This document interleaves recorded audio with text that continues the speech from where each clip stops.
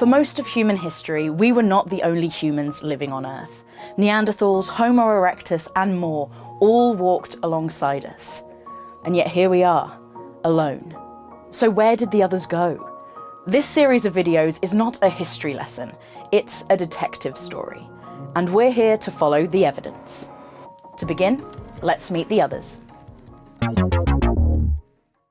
For most of us, the story of human evolution feels straightforward, inevitable, kind of familiar. If I was to ask you to conjure up in your mind the image that most represents human evolution, it would probably be that March of Progress illustration. One species leads to another species, leads to another species, until eventually we, Homo sapiens, enter the scene and it is game over for everyone else. Only it turns out that human evolution isn't actually linear.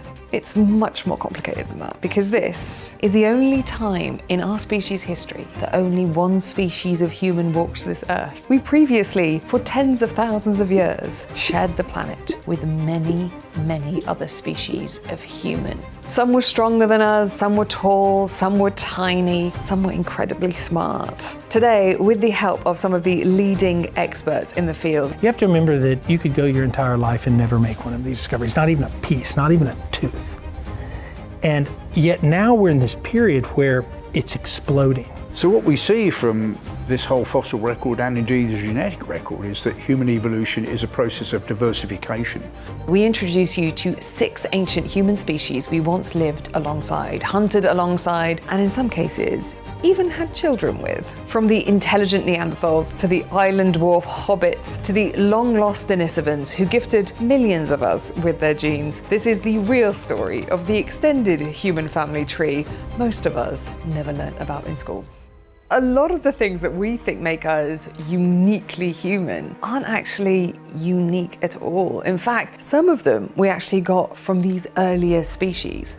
Now, many of our ancient cousins were so similar to us modern humans, but some were true evolutionary oddballs. So let's play a game. Which of these species are the most surprising? We'll keep score along the way, and in the end, we will crown a champion. We're going to cover the gamut, from the birth of paleoanthropology almost 200 years ago, when a discovery was made that was so baffling that it took decades to understand its full implications, up to the present day, which many of us would argue is the golden age of the study of paleoanthropology. The discoveries that are being made today are often baffling and always lead to debate, including about one ancient human species whose behavior is so strange, it's still dividing scientists today. Well, I think the fact that it's there at all, the fact that floresiensis is on this small island, isolated, suggests that there could be many more examples of species like this to be discovered in island Southeast Asia. So this experiment in human evolution that happened on Flores could have happened on many of the other islands as well. So there could be many more exciting discoveries to come. While some of these species may have vanished without a trace, some have legacies that are alive and well. As you're about to see, the Homo genus is anything but homogeneous, and the saga of our ancestors is anything but ancient history. The brains. What separates humans from all other creatures, large and small, that helped us spread to every corner of the world? Now, many would say it's down to our large and complex brains, Homo sapiens, Latin for wise man. I love that we gave ourselves that particular name. But then again, we had mastered fire, we could make stone tools, we built the pyramids. How special are we? For millennia, we have reigned supreme as the last human species standing, and also it was long assumed the only one. All that changed though in 1829, even if no one realized it at the time. That year, amateur scientists entered a cave in Belgium and stumbled upon an unusual skull. Now, the explorers' identities are unknown. The significance of their find was utterly lost on them as well. They assumed it belonged to some long dead person who'd suffered from maybe disease or deformity. Now, some historical context. Darwin had not yet published on the origin of the species. That would not happen for another 30 years. The word dinosaur wasn't coined for another decade, and the idea of evolution, or for that matter, extinction, was heretical to the widespread Western worldview, which long held creation as it is described in the Old Testament But then, 27 years later, quarry workers uncovered more bones in the Neander Valley in Germany. And this time, the world took notice. Long before Homo sapiens, a species arose that was in many ways our equal, and in others, even more than that. Chris Stringer is a leading British paleoanthropologist at London's Natural History Museum. He has spent decades unravelling the story of our species and others. So Neanderthals, of course, are really the best known ancient humans. We've got a lot of material from sites in Europe and Asia, nearly complete skeletons, and a lot of behavioural information. And what's interesting about them, of course, is they are very evolved humans. Homo neanderthalensis came into its own around 500,000 years ago. Their ancestors migrated from Africa into Europe and Asia. Their men stood at around 165 centimeters tall. That's about 5.5 feet. So that is shorter than your average modern human today, although it's more in line with, let's say, Europeans from the Middle Ages. They were strong, they were incredible Ice Age hunters, they traversed long distances, they were probably built for endurance, they had dense bones, thicker muscle mass than most of us. And let me show you their profile. You might think that they have really prominent foreheads. Well, they have very, very prominent forebrows, but the forehead itself, look at it. It recedes. It's actually the opposite of a protruding or prominent forehead, but it's what's behind the bones that you might find most surprising. They walked as upright as we do, they had brains as large as ours, they had complex behaviour. Brains don't preserve in the fossil record, but the brain case does, and it suggests that Neanderthals boasted brains very similar in size to our own brains, which seems shocking, because if they have big brains too, where are they? Not that bigger brains are more intelligent, but certainly with more neural connections and so on, you become a more creative species. How might we know this? Many potential answers lie in their skulls. Because that's how we all identify each other. We identify each other by looking at each other's skulls. We don't look at someone's knee and say, oh, how nice to see you, Gladys. So skulls have all the clues about who we are. The shape of the Neanderthal skull suggests the region of the brain associated with vision and physical coordination were especially large relative to the frontal lobe, which is the area responsible for reasoning. Still, contrary to modern connotations associated with their name, Neanderthals weren't dummies. And recently there's evidence that at least 400,000 years ago in Britain, people, probably early Neanderthals, were making fire at the site of Barnum in Suffolk.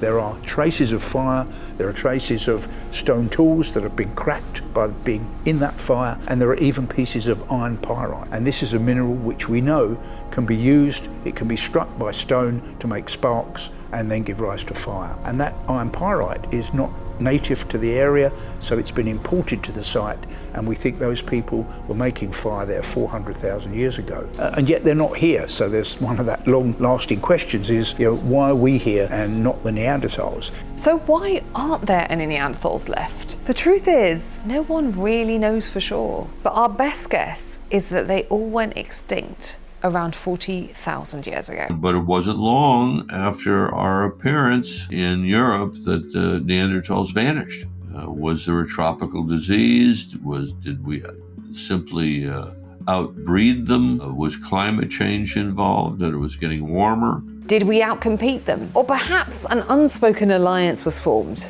At this point, we simply can't be sure. It is tempting to picture one ancient human species passing on the baton to another. Neanderthals and Homo sapiens, however, coexisted on this earth for over 200,000 years, and we did more than simply cross paths. Everyone outside of Africa has a little bit of Neanderthal DNA in their genomes from ancient interbreeding 40 or 50,000 years ago.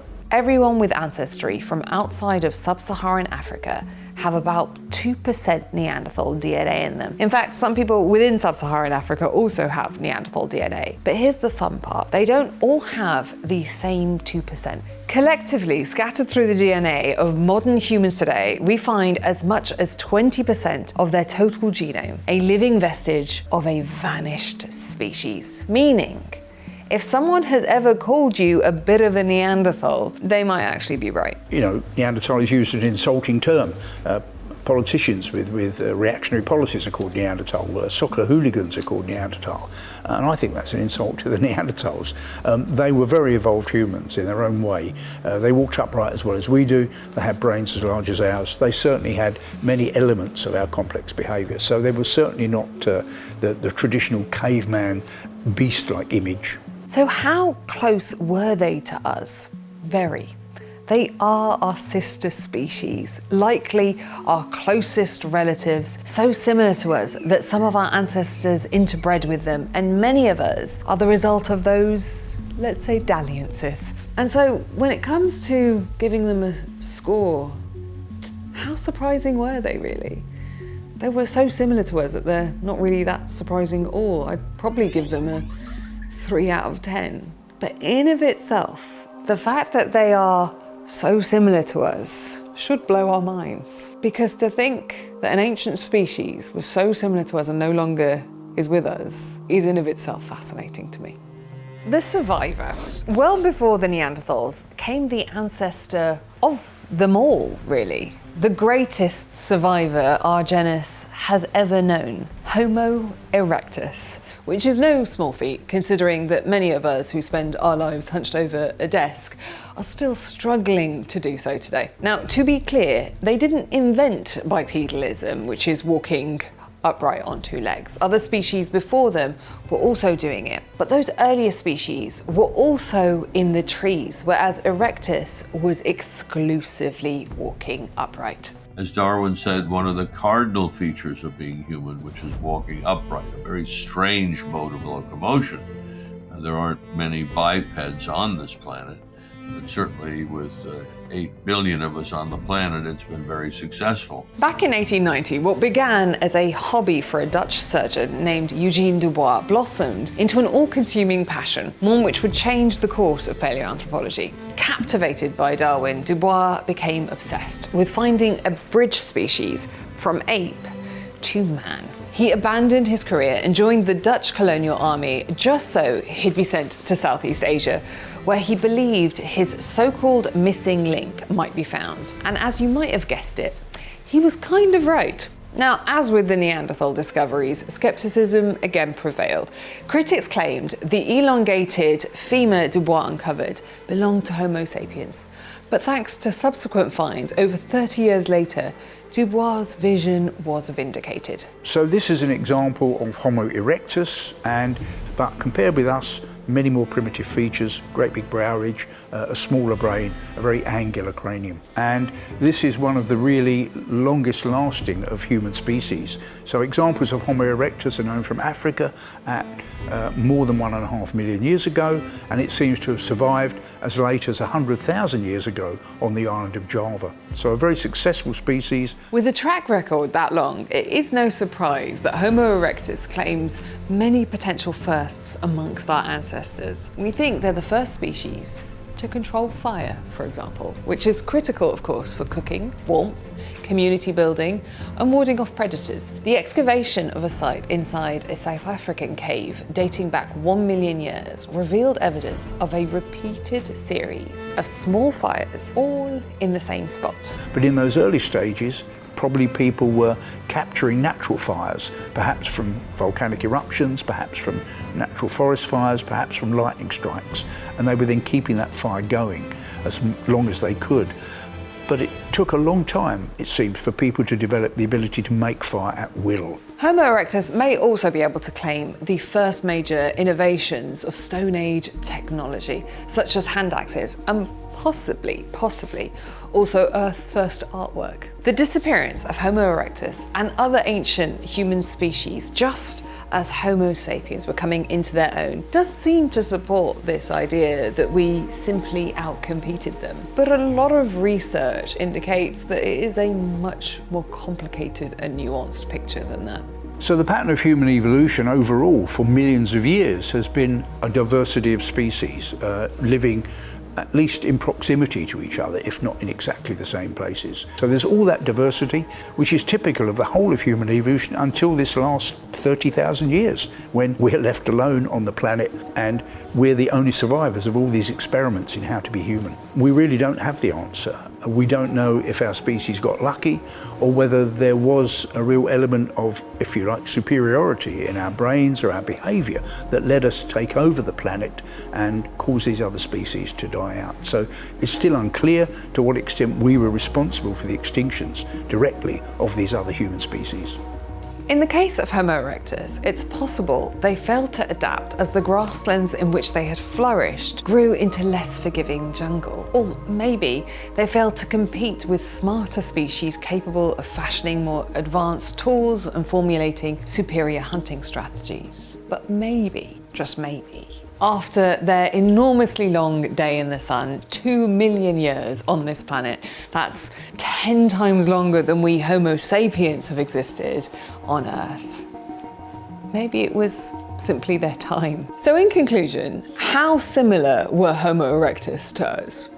Well, if they hadn't have perfected their posture, our lives would be very, very different today. In fact, it's not just us that owes them that huge debt of gratitude. We think that many of the other human species that were around at the same time as us were also descended from that species, Homo erectus. And it makes you think they are kind of remarkable and surprising. They make sense in terms of their place in the evolutionary tree. But that longevity is slightly bonkers, and so I would probably give them a 6 out of 10. The builder. Across the ancients, we find many reoccurring achievements, using fire, for example, and making tools. But Homo heidelbergensis may be able to claim the achievement of the first homes built by human hands. So Homo heidelbergensis, and I've got an example here from Cabway or Broken Hill. This is a replica of a fossil that was found back in 1921. In 1907, a German quarry worker happened upon a massive jawbone. An anthropologist determined this oversized and mostly chinless mandible belonged to a species distinct from any yet known, naming this human ancestor after the town which it was found in, the so-called Heidelberg man, aka Homo heidelbergensis. The history of Homo heidelbergensis may stretch back as far as 1.3 million years, but conservative estimates place their dawn closer to 700,000 years ago. The Homo heidelbergensis male stood a relatively strapping 175 centimeters or 5'9". Compared to the earlier Homo erectus, the brain was larger, approaching modern human proportions. It's more derived than erectus, a larger brain, a more expanded cranium, but also still some primitive features. So the back of the skull has this strong ridge of bone like erectus with angulation, and the cranium is not so expanded and filled out as it is in us or Neanderthals. So a mixture of features, and this seems to have been a very successful species, certainly complex behaviour in heidelbergensis, perhaps not as complex as ours or Neanderthals or Longi, but certainly more complex than erectus. Proof of Homo heidelbergensis's complex reasoning and physical abilities lie most dramatically in how they address the need for shelter.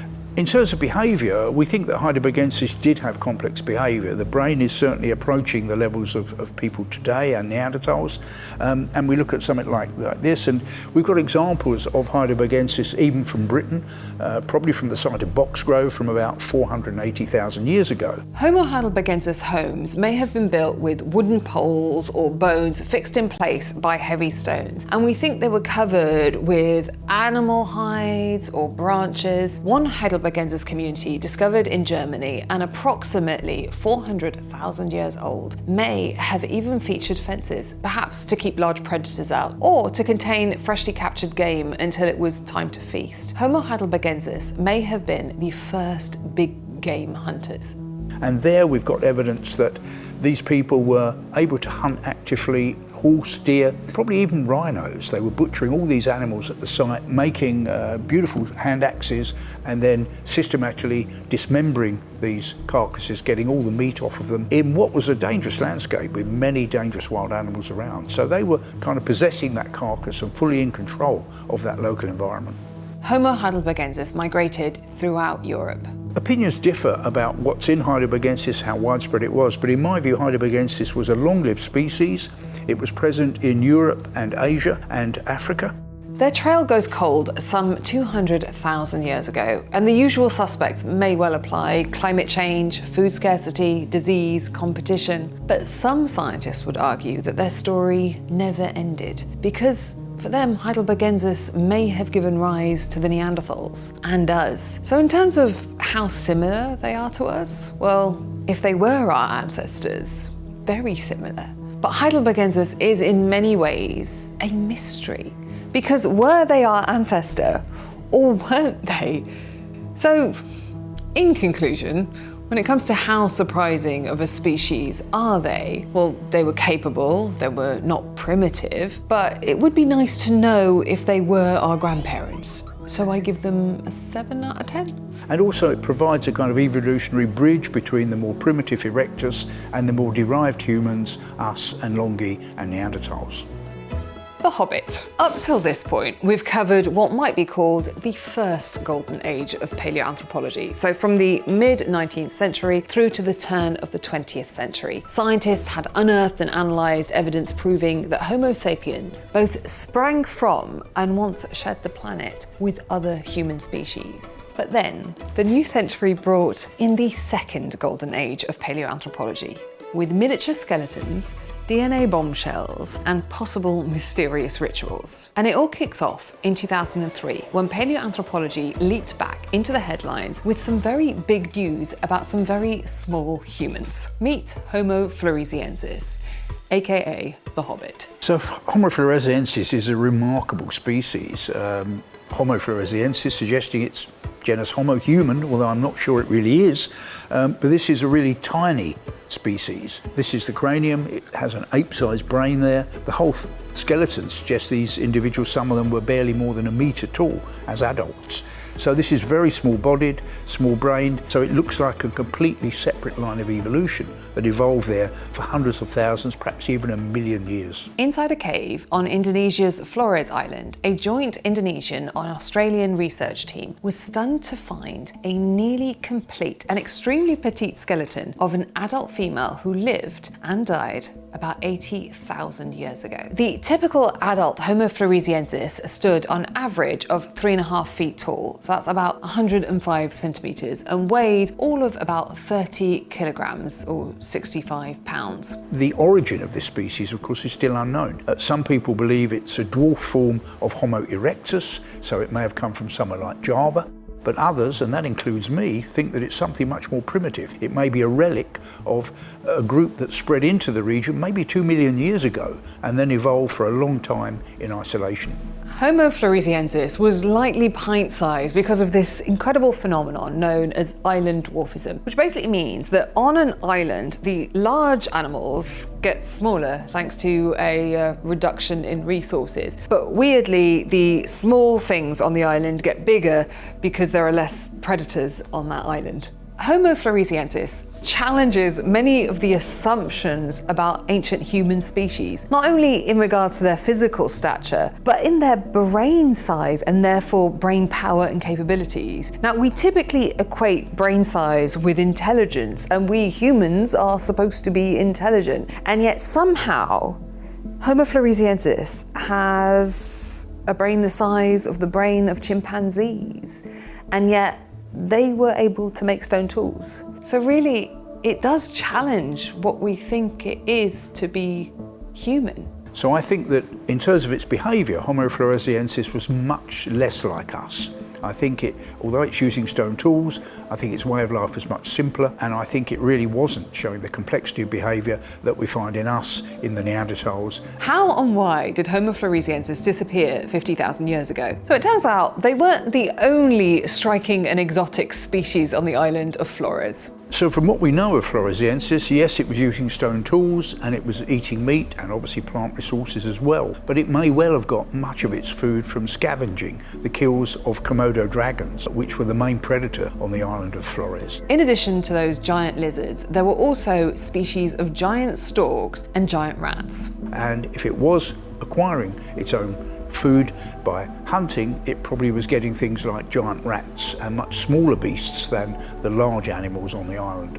Homo floresiensis' diet may also have depended on another island creature, a rather remarkable elephant-like mammal called a stegodon that on this island was so small, so dwarfed, that it was the size of a cow. And so you have a human the size of a 4-year-old hunting elephant-like creatures the size of cows on this island. The stegodons died out, possibly even hunted to extinction. And when that happened, the problem it presented for Homo floresiensis might have been anything but small. Now, we're not sure why Homo floresiensis went extinct. The stegodons might have been a contributing factor, but volcanic eruptions do look like they were incredibly detrimental. It's also possible that we were a final nail in the coffin. And the final question, how surprising are they as a human species? So I think for floresiensis, of course, there's the whole question of whether it is human. The name Homo floresiensis implies it is, a member of the genus Homo, which I call human. But in fact, many of its features are much more primitive and more ape-like. It suggests it was probably still spending time in the trees. In many ways, I doubt that it really is showing human features in the way that, say, Neanderthals or Homo longi are showing human features. Well, they're humans the size of 4-year-olds making stone tools and hunting elephant-like creatures on an island. So I'm gonna go for a 10 out of 10 for surprising, or an 11 out of 10, or 100 out of 10. The enigma. So if it wasn't for modern DNA analysis, it is not clear when we would have discovered the Denisovans, a remarkable species that does blow my mind. So I've got here a replica of the Harbin cranium, and we're pretty sure that this is the most complete fossil of a Denisovan that we've got. So in 2010, a bone, a finger bone to be precise, was sent off for analysis in a German laboratory. Now, this particular finger bone came from a Neanderthal in Denisova cave in Siberia, and they crushed it up to analyze its DNA. Only they extracted its DNA, but it wasn't Neanderthal DNA that they found. And it also wasn't Homo sapiens DNA, but it was human DNA. So it turned out that this finger bone belonged to a human that was as yet an undescribed, unknown species to science, but it was human. And so the question was, who were the mysterious Denisovans? The analysis of Denisovan DNA showed that their DNA is inside many, many modern humans living today. In fact, Tibetans who are able to live at very high altitude are able to live at high altitude, it turns out, because of a mutation that they picked up off Denisovans. So these people were widespread across Eastern Asia, very successful, living in a range of environments up in northeast China, in Siberia, up on the Tibetan plateau. And from their DNA, we think that they were also down in places like Ireland, Southeast Asia. The big question remained, what did the Denisovans actually look like? Because we didn't really have a fossil for them. Now, there was one part of a jaw that was found in Tibet by a monk, and upon further analysis, it turned out to be a Denisovan, but it was only a part of the jaw, it wasn't the full face. It is very much like one of those detective shows, seeking evidence and trying to identify clues that will allow us to interpret the lifestyle or the anatomy of these creatures. And so the mystery continued. It became almost like the golden chalice was the holy grail of paleoanthropology. What did the Denisovans look like? And then another discovery was made. In Denisova cave, again, a bit of bone was analysed, and it was found to have a Neanderthal parent and a Denisovan parent. And so we effectively had a hybrid individual. Now, they called this girl Denny, but again, we still had no face for the Denisovans. And then in 2001, a skull was analysed that they called Dragon Man. Now, there is a whole story behind this skull. It was apparently found at the bottom of the well, but some people question this story because it goes all the way back to World War II. But when they did the analysis, they were able to confirm that it was a new species called Homo longi. But when they did the DNA analysis, they were able to confirm that it was also a Denisovan. So we finally knew what the Denisovans actually looked like. By the way, they looked a bit like Neanderthals, but perhaps a bit more robust, a bit kind of more rugged, shall we say. And so when it comes to how similar they are to us, honestly, like the Neanderthals, their DNA lives on in many, many of us walking around today. The Denisovans seem to have been capable of living in very cold conditions, in high altitude conditions, and also down in the south of Asia and island Southeast Asia in tropical and subtropical conditions. So for example, it seems to have helped populations adapt to high altitude conditions in Tibet, and down in island Southeast Asia, it's certainly part of disease protection. Down there, helping the immune systems. So they're incredibly similar to us because clearly our ancestors were at times frolicking with the Denisovans. They're also very similar to us in many kinds of technology and behavior. But when it comes to how surprising of a species they are, a species that was discovered from its DNA, I'd give that a solid 8 out of 10 for surprising. The mourner. Now, on first glance, our final species may appear primitive compared to modern humans, but in Homo naledi, we do find an echo of an attribute that is decidedly us. And here we've got examples of Homo naledi. So this is a really interesting species. We've only known about it in just really the last 10 years or so. They were in South Africa 200 to 300,000 years ago. Their history may stretch back as far as 2 million years. They are yet another thread in the tangled web of the so-called muddle in the middle, a phrase which we use to describe many different human species that existed in the Middle Pleistocene, whose relationship with each other and with us remains very unclear. The discovery of Homo naledi is worthy of Hollywood. It begins in 2013 near Johannesburg, inside the cradle of humankind, a World Heritage Site, and as the name implies, an established paleoanthropological hotspot. A group of explorers spotted a narrow opening inside a cave, which they discovered offered a small entrance to a hidden chamber. Inside it, the largest collection of a single hominin species ever found in Africa, one that lay undisturbed for hundreds of thousands of years. Enter paleoanthropologist Lee Berger. It had instantly become the richest fossil hominid site discovered in all of history on the continent of Africa, perhaps in the world. Working in confines so claustrophobic, only a team of small paleoanthropologists known as underground astronauts could negotiate them. The remains of at least 15 ancient humans were painstakingly recovered. Homo naledi was small. Adult males stood at about 5 feet tall, so that's 150 centimeters. On average, they weighed about 100 pounds or 45 kilos. Like Homo floresiensis, it's got very small brain. This is an ape-sized brain here, and yet the teeth show quite derived features. They're quite small.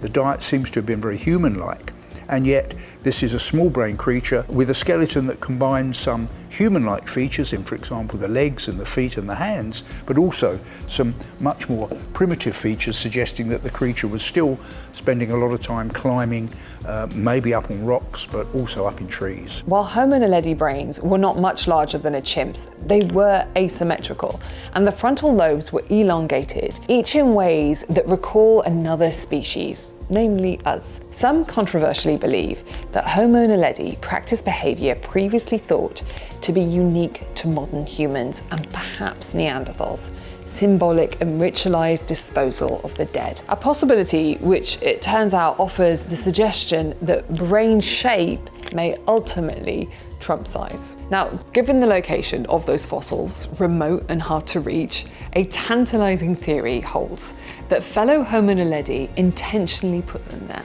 perhaps as a way of paying final respects. Is it possible these ancient and seemingly primitive creatures had a fully developed concept of a soul, of an afterlife? It's claimed that Homo naledi was engaging in very complex behaviour, burying its dead, engraving the cave walls, and building fires deep in the cave. And that is still the subject of a lot of scientific debate.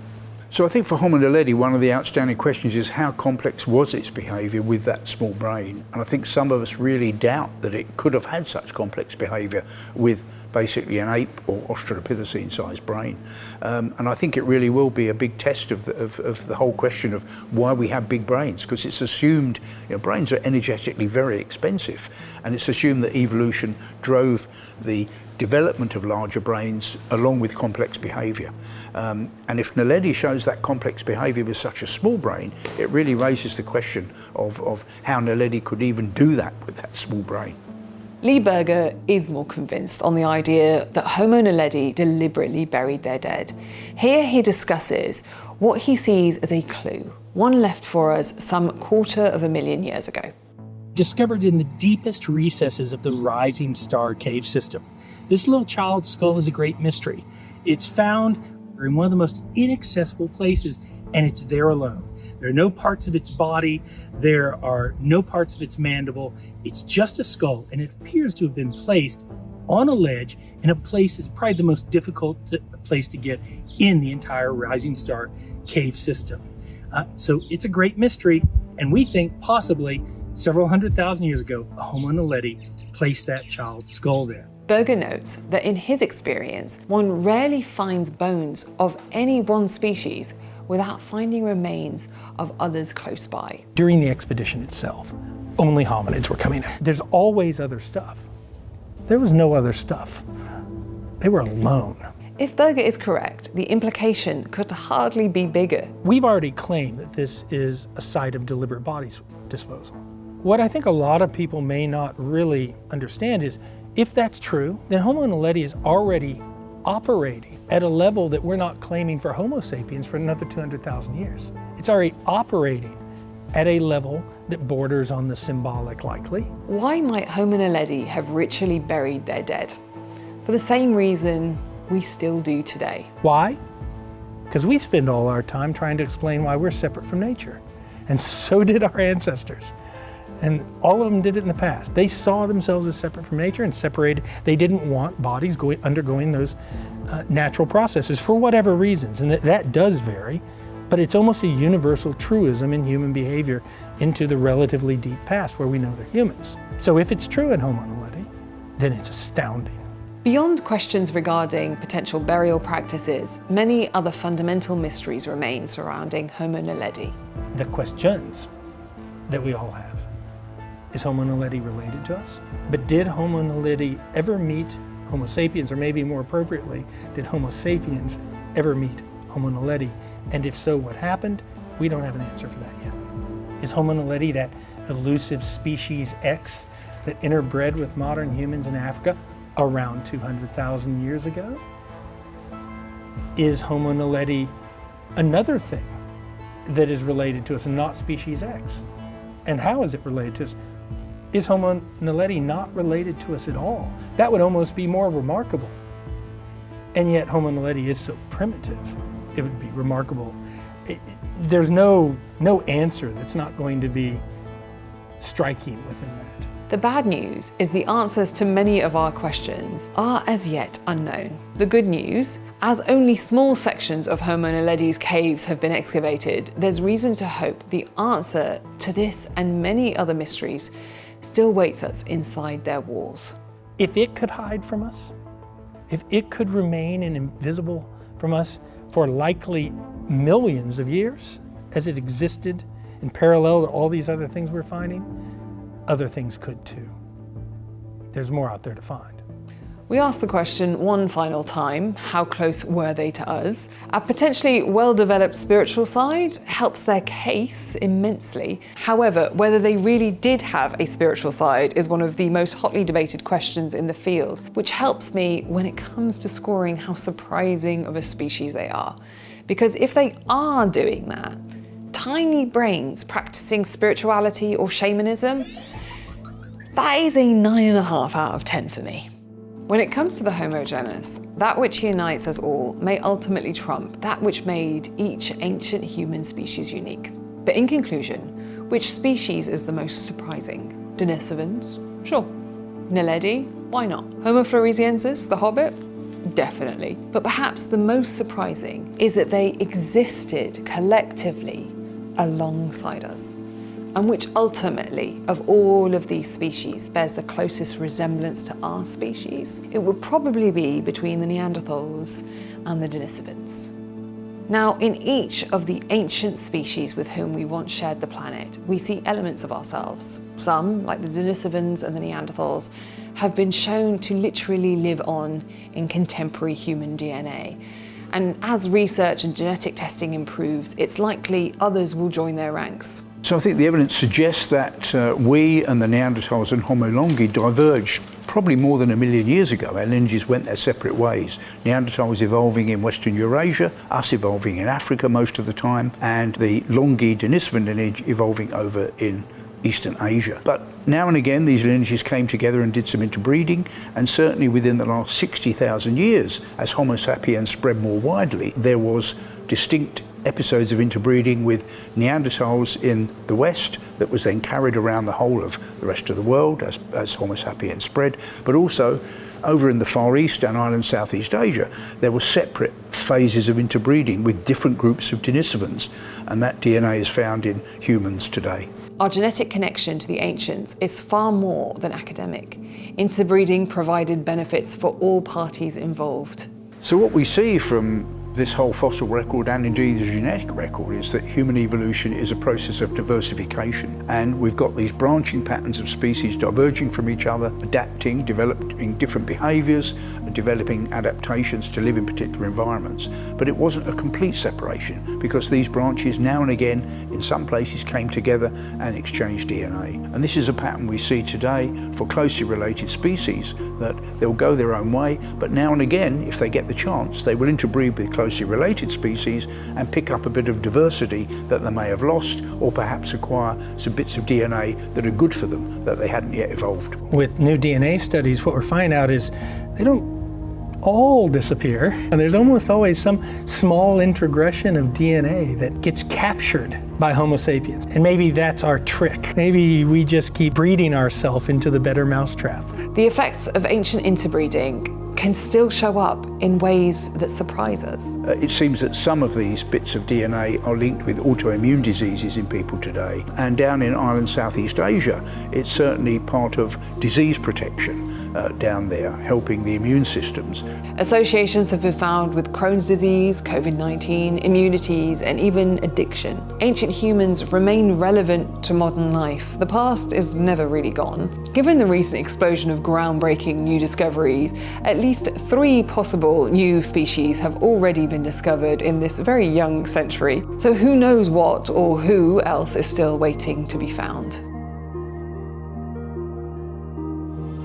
Well, I think the fact that it's there at all, the fact that floresiensis is on this small island, isolated, suggests that there could be many more examples of species like this to be discovered in Island Southeast Asia. So this experiment in human evolution that happened on Flores could have happened on many of the other islands as well. So there could be many more exciting discoveries to come. The only thing we absolutely know is that we're alone today. We didn't just share the planet with these ancient human species. We lived alongside them. We interacted and interbred with them. But what were their lives like? In 2013, we walked into their world. In a cave system in South Africa, we found a trove of bones of a brand new species of human. And this finding opened up a whole new realm of questions. How did such a large set of bones get to such an inaccessible location? Did someone intentionally place them there? And if so, was it as part of some kind of ceremony? And if not, was it something else entirely? This discovery is something that forces us to rethink what it truly means to be human.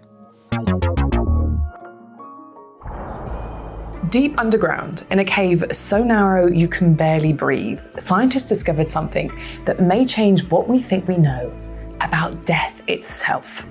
Because hidden inside this cave were the remains of an ancient human species, and evidence that suggests they may have intentionally placed their dead there.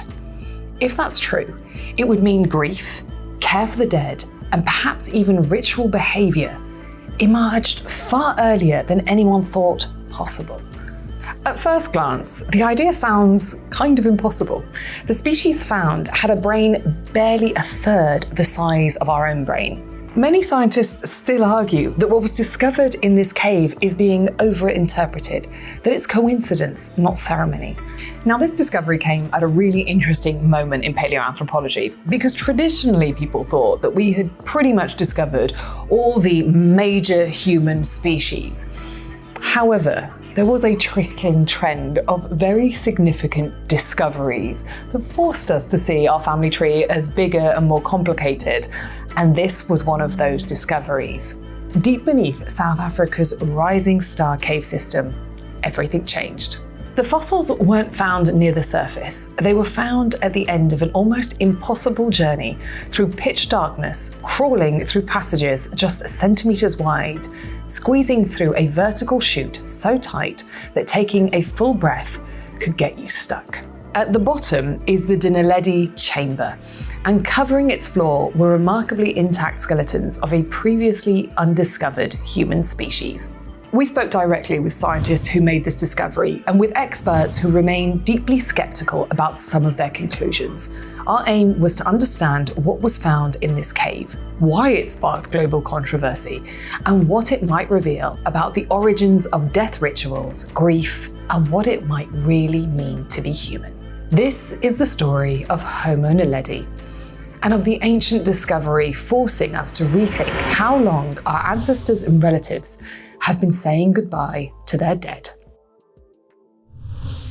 This is 20 centimeters, that's it. And somehow this tiny crack was the gateway to one of the most important fossil discoveries ever made in Africa.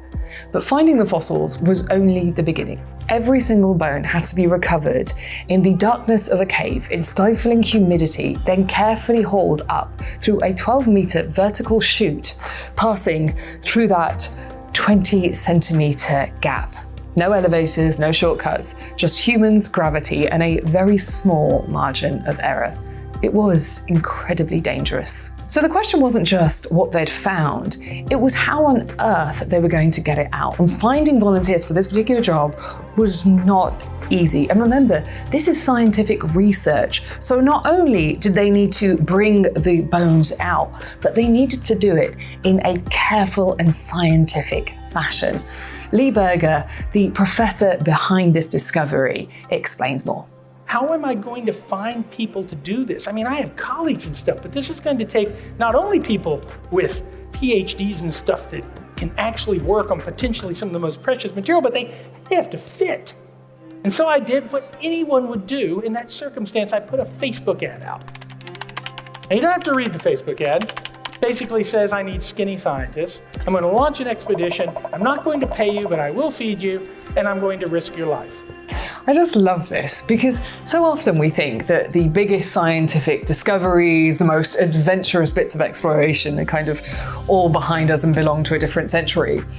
But here these scientists were, and they actually got nicknamed the underground astronauts, which may sound like a stretch, except that initially it was 6 young scientists who were all female trying to squeeze through that tiny little gap in very difficult and dangerous conditions while doing world-class science. They weren't just trying to get into the cave to get into the cave. They were trying to get into the cave with high-tech equipment, very carefully lifting out these precious ancient fossils.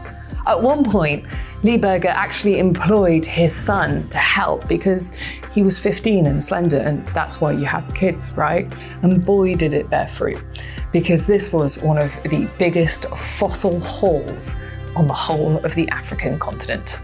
These scientists ventured through that 20 centimeter crack multiple times a day to discover more fossils than at any other site in the African continent. A new human. We'd recovered well over 1,500 individual remains, representing at least 15 individuals from a surface collection in a 1 meter by 1 meter by 20 centimeter deep excavation. The floor appeared to be literally made of these fossils, and they were truly extraordinary. Dozens of scientists arrived at Lee Berger's research site to figure out what exactly they had found, because all these fossils were unlike anything they had ever seen before. These fossils were in fact so different from any fossil on record that they were sure it was from an entirely new species of hominin, which they named Homo naledi, which translates roughly as starman or man of the star. And a global superstar it certainly became. It was a species that threw a wrench in so much of what paleoanthropologists thought that they knew about human ancestry and offered a tantalizing glimpse into human culture and ritual that predated our own. This was all so controversial that some experts were anything but convinced of the findings of the team. But before we get to all that, let's hear what they found about these fossils. And it truly was a mystery to behold. It had a tiny brain, about the third the size of modern human brains. It had bizarre ape-like shoulders. It had a chest like an ape, a spine that was tiny but resembled in some ways Neanderthal spines. As you went down its arms became more and more and more human-like until you hit that hand, which was incredibly human-like in the wrist. The diet seems to have been very human-like, and yet this is a small-brained creature with a skeleton that combines some human-like features in, for example, the legs and the feet, but also some much more primitive features suggesting that the creature was still spending a lot of time climbing, maybe up on rocks, but also up in trees. So this was a strange hybrid or mosaic of features. You had very advanced characteristics, very similar to our own, people living today, but mixed in with very, very primitive features. Now, those primitive features made scientists suspect that these fossils were very old, about 2 billion years. Advanced analysis revealed that the fossils were in fact 200 to 300,000 years old. That is a very, very big difference. And let me say, mind-boggling. Because what that meant was that within the same species, you were looking at very primitive and very advanced features all at once, which really challenged our timeline of human evolution. Before this discovery, scientists had by and large thought that large-brained hominins always replaced smaller-brained hominins. It's kind of what we were taught at school, right? The assumption was that hominins with small brains would just struggle to survive alongside larger-brained humans. But now, here we were with small-brained hominins whose timestamp placed them directly alongside us and other human species also with larger brains in the same general area. It turned out they were our contemporaries. So how do we explain that? And the answer is we don't have an explanation for that right now. Super helpful, but so incredibly exciting. We have no idea of our exact relationship to Homo naledi. How were we related to them? Is it even possible that they were potentially ancestors of ours? Was my great-great-great something or other great-grandfather perhaps one of the fossils discovered in the Rising Star cave system? Everything is on the table. The questions that we all have. Is Homo naledi related to us? Is Homo naledi that elusive species X that interbred with modern humans in Africa around 200,000 years ago? Is Homo naledi another thing that is related to us and not species X? And how is it related to us? Is Homo naledi not related to us at all? That would almost be more remarkable. And yet Homo naledi is so primitive. It would be remarkable. There's no answer that's not going to be striking within that. We don't yet know where Homo naledi sits in our family tree, but it sits somewhere. And it being species X is an absolutely intriguing idea. See, species X is the name given to the unknown DNA belonging to a species that interbred with the ancestors of some West Africans living today. For clarity, that means that some West Africans living today have an ancient ancestor who we haven't identified yet because it was identified simply through its DNA. But some people have said, well, seeing as it's in West Africa and seeing as Homo naledi is a species in South Africa, might species X be Homo naledi? Intriguing. And if all of this wasn't enough to stir up the scientific community, Lee's team noticed something even more peculiar about the site of the fossils.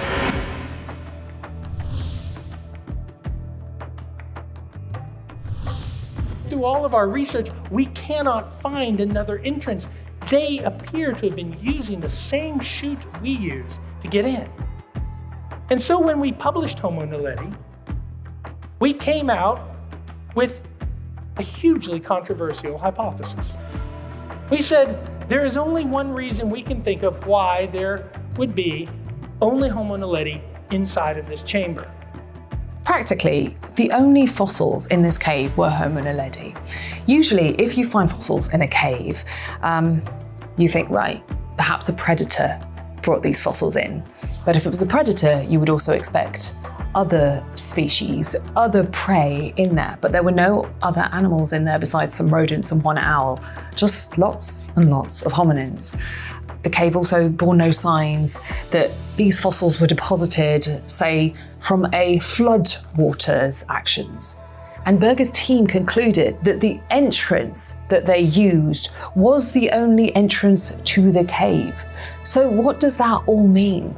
It means that Homo naledi had entered this cave system alive and on purpose. And years after the first explorations, Berger's team discovered some evidence of fire, which only backs these claims.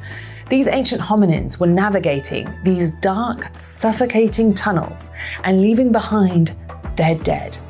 But why would a small-brained species want to bring their dead here? Berger hypothesized that the presence of fossils in a hard-to-reach location was evidence of a funeral tradition. Homo naledi seems to have brought their dead into these remote chambers of the Rising Star cave system and left them there, almost like some sort of burial, funeral ceremony even. Why else were there almost no other types of fossils in there? The researchers even found an area where the fossil-rich soil seemed to have been disturbed, which they think might be evidence of deliberate burial. Here, they say, a shallow hole was dug, the body positioned very carefully, and dirt was thrown back over the top. That's effectively the same as some of our modern burial traditions and rituals, just without such a deep hole and without the casket. And if these chambers were truly burial grounds, it would predate the first known human burial by at least 160,000 years. That did not please many people. They said it was impossible. They said it's a single occurrence. So we found another one, 110 meters away, in another chamber that we would call the Lassetti chamber. We found this remarkable skeleton and two other individuals, except this time they're tucked into alcoves in the walls of the cave. Exactly the same anatomy. One of these individuals was a young child that had been named Letty. Berger's colleagues found fragments of the child's skull on a small rocky ledge inside an extremely difficult to enter fissure in the cave wall, an elevated place through extremely claustrophobic passages. Letty's skull does seem to have been placed there intentionally because it's so difficult to get there. The researchers think someone took great care to leave it there. Was it to honor Letty as we honor our dead today in funerals, or was it perhaps simply a refuge for fleeing Homo naledi? There were so many theories put forward because it was so controversial. Another theory put forward by some scientists was that perhaps they were dumped there, but it was because the corpses were smelling and were rotting. And this therefore didn't rely upon a complex burial tradition. But that theory does rest on the idea that at some point in history, the cave wasn't as difficult to get into as it is today. In some of the geology team's work, it is indicated that there would have been an easier access route into this cave at some point in antiquity, and then things shift, cave-ins happen, pieces of the roof fall in, and you end up with a much more convoluted route with the previous access point closed off. And I think that the team from Rising Star has kind of modified this narrative in the last couple of years, and they maintain very strongly that it has always been that hard to get into the cave, despite some of their own team's previous publications indicating that there may have been another way. The primary points of criticism come through kind of the rigor through which the various hypotheses that have been put forth have been tested. If you dig a hole, take the dirt out, put something back in, and put the dirt back in, chemically, if it all is the same, you can't tell that the hole was dug, right? And so this was one of the main criticisms, is that the team chose to use chemistry to try to tell that that pit was dug, where a lot of people are arguing they should have been looking at the soil texture and the structure and the direction that the little particles are sitting. As of right now, there is clearly a lot of scrutiny applied to existing findings and not enough evidence to confirm any one theory. Through the controversy, Berger and his team continued to explore the cave system. Then they made another discovery. Marks on the cave wall that the scientists say look like etchings. Here on this side, you've got like squares, and you've got what appear to be kind of triangle type things, and what look like ladders, and there you're kind of seeing ladders or crosses. I don't think personally the possibly one or two people who got into here before Rick and Steve would do something like this. This isn't kind of Western graffiti that you see in caves. This is, I think it's something else. Something did that. The cave wall is dolomite stone, which is an incredibly hard rock that they say would demand great effort to carve into, to make etchings into, which suggests to Berger that these engravings were not by accident, that they were intentional. Everything about this cave felt intentional to him. But the team published these findings and immediately faced backlash. The actual, incisions that we're looking at in this particular cave system, it's not art in the sense that we can recognize what it is. It's not depicting something that we can see in the landscape. If we see something like cross-hatching, it could be art, it could also be a counting system, it could also be a kid doodling on the walls while they're bored, it could be a way to extract dust and pigment out of that wall to be used for something else. So I think we need to be pretty careful about what we attribute to the Homo naledi consciousness based on what we have. Personally, I'm not convinced that it's hominin made, mostly because in that same cave system and all throughout that landscape, there is a type of rock called elephant skin dolomite that naturally forms these linear cross-hatched patterns. At this point in the story, intriguingly, there isn't an answer, and different scientists are reading the same evidence differently. And it's exactly why stories like this fascinate us. They capture our imagination, and they do not end with a single discovery in a single cave.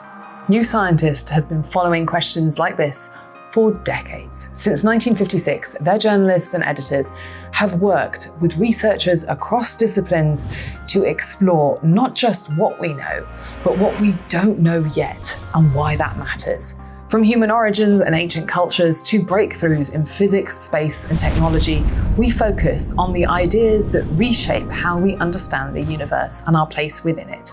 If you want to go deeper than a single story, a New Scientist digital subscription gives you access to all of this award-winning science and technology journalism. That includes daily reporting on new discoveries as they happen and in-depth features that unpack complex debates like the one long after the headlines fade. To get a specially discounted New Scientist digital subscription, head to newscientist.com/YouTube. And if you're drawn to the kind of scientific discoveries that spark real debate and controversy, then you're going to love this next part.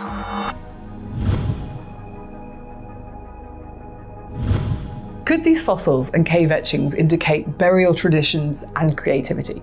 Absolutely. Was there enough evidence to prove it with certainty? Absolutely not. Scientists continue to explore alternative explanations as a result of this. Perhaps the cave system was a shelter of sorts, and over the years of its use, some Homo naledi would die there, and the cave naturally accumulated fossils. The debate is still very much ongoing, and evidence is still emerging.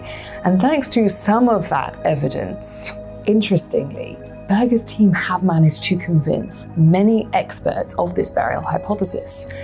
Now, that kind of movement within the scientific community is a big deal. He might not have convinced everyone, but it is a very, very dominant theory.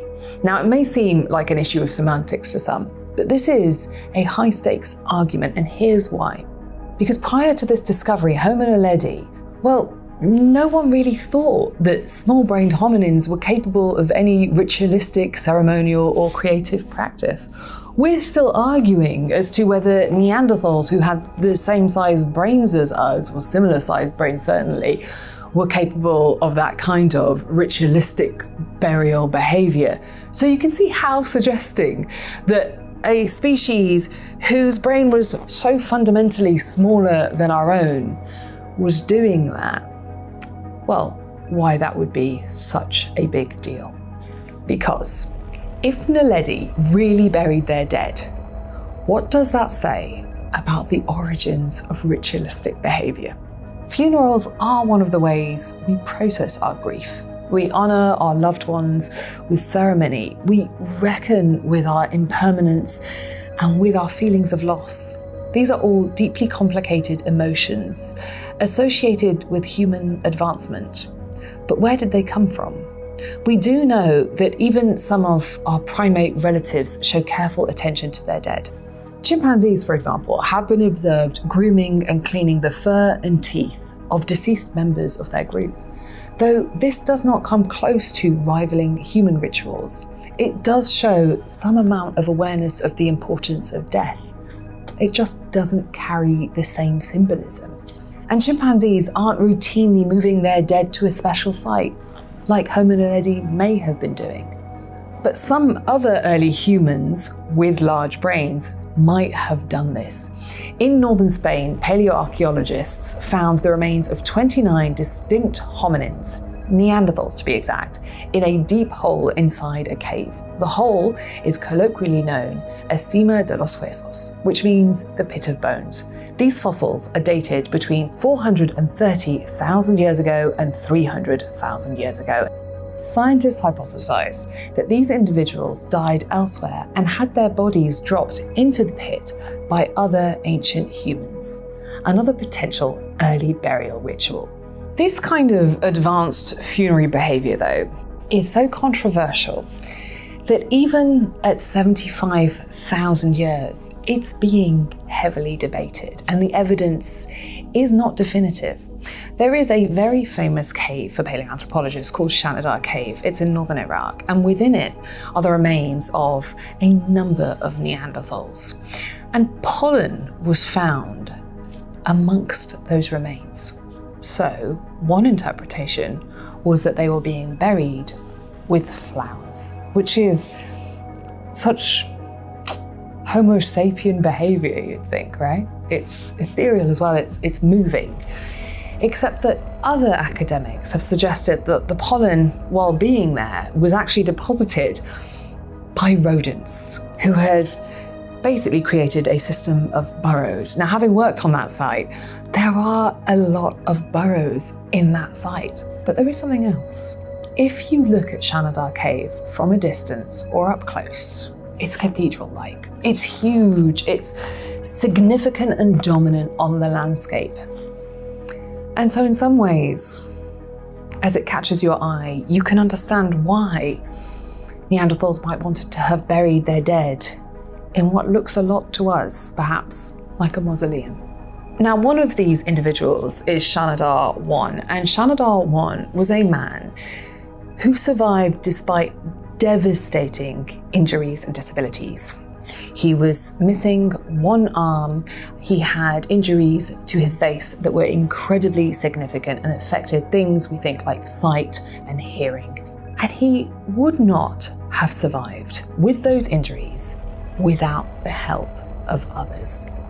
Imagine trying to hunt and create anything back then with those kind of injuries without help. It just wouldn't have been possible. And so what that tells us is that he was being cared for by some members of his community. He was cared for, and perhaps when he died, he was also missed by the rest of that group. Funerary behaviour may have developed alongside with these more complicated feelings of love, affection, care, and dependence. Let me tell you about one of the most unusual patterns of the last 100,000 years. One of the most intriguing and actually emotive, unusual patterns over the last 100,000 years is the overrepresentation of children's remains. At various Homo sapien burial sites around Africa, researchers found only the remains of young children. Now, the mortality rate of juveniles in hunter-gatherer societies is and was exceptionally high, and their deaths are more painful. Professor Paul Pettit, an archaeologist at Durham University, coined the term bad deaths to suggest that these were individuals who died unexpectedly and too soon. Those who suffered a bad death may have been more likely to be buried because an elaborate burial ritual may have helped other family members begin to process that heavy emotional pain. Homo naledi may have conducted these kinds of bad death rituals as well, because many of the remains in the Rising Star cave system were juveniles. Like Homo sapiens, Homo naledi also seems to have had a long childhood according to some scientists, which means they were often exposed to death as children. Perhaps burial rituals emerged to help the community come to terms with the death of youngsters. If this is all true, it means that Homo naledi experienced grief and had to process loss just like bigger-brained humans did, and were doing it in a similar way to perhaps some big-brained humans. This completely decouples the idea that having a large brain is what is needed to experience these complicated sets of emotions and the behaviours that might go with them. And it's worth pointing out that burial may not be about a belief in an afterlife or any kind of belief system. It may be simply about the living learning to say goodbye. There is a scenario where deliberate burial could be not existential in any way or symbolic. It could be cultural. It could be part of a tradition, a group tradition, a symbol of respect or a reverence or something for the dead without having to invoke symbolism or existential cognitive stuff, right? And so you could just as easily make the argument, though, that it is some kind of conception of an afterlife or, some of the more modern ways that we conceptualize burying our dead. Making any claim with 100% certainty is almost an impossible thing to do within the field of paleoanthropology. There are so many explanations for why an object or fossil is in a place, and unless anyone figures out a way to resurrect a fossil and ask them directly, it is difficult to say which of these conclusions is definitely correct. While that might be frustrating, it is also deeply exciting. Any explanation could be wrong, but any explanation could also be right. You can't make any assumptions, and the discoveries in the Rising Star cave system mean that we can no longer assume small brains rule out complex behavior. It no longer is a world of big brains are the only things that get us to big ideas. This calls into question our own uniqueness too. Where do we get the stuff that makes us really human? What does it even mean to be us? How ancient and universal are our experience, and how unique are we? Within the cold, dark, humid chambers of Rising Star, we discovered something that challenged us and challenged what we thought we knew. If these ancient humans buried their dead, then processing grief in this way may be older than we ever imagined.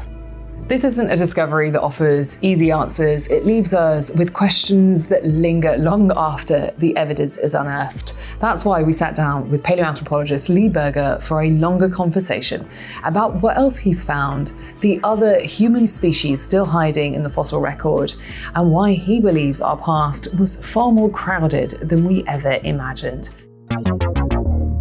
The discovery in the Rising Star cave system forced us to rethink the behaviours of other human species.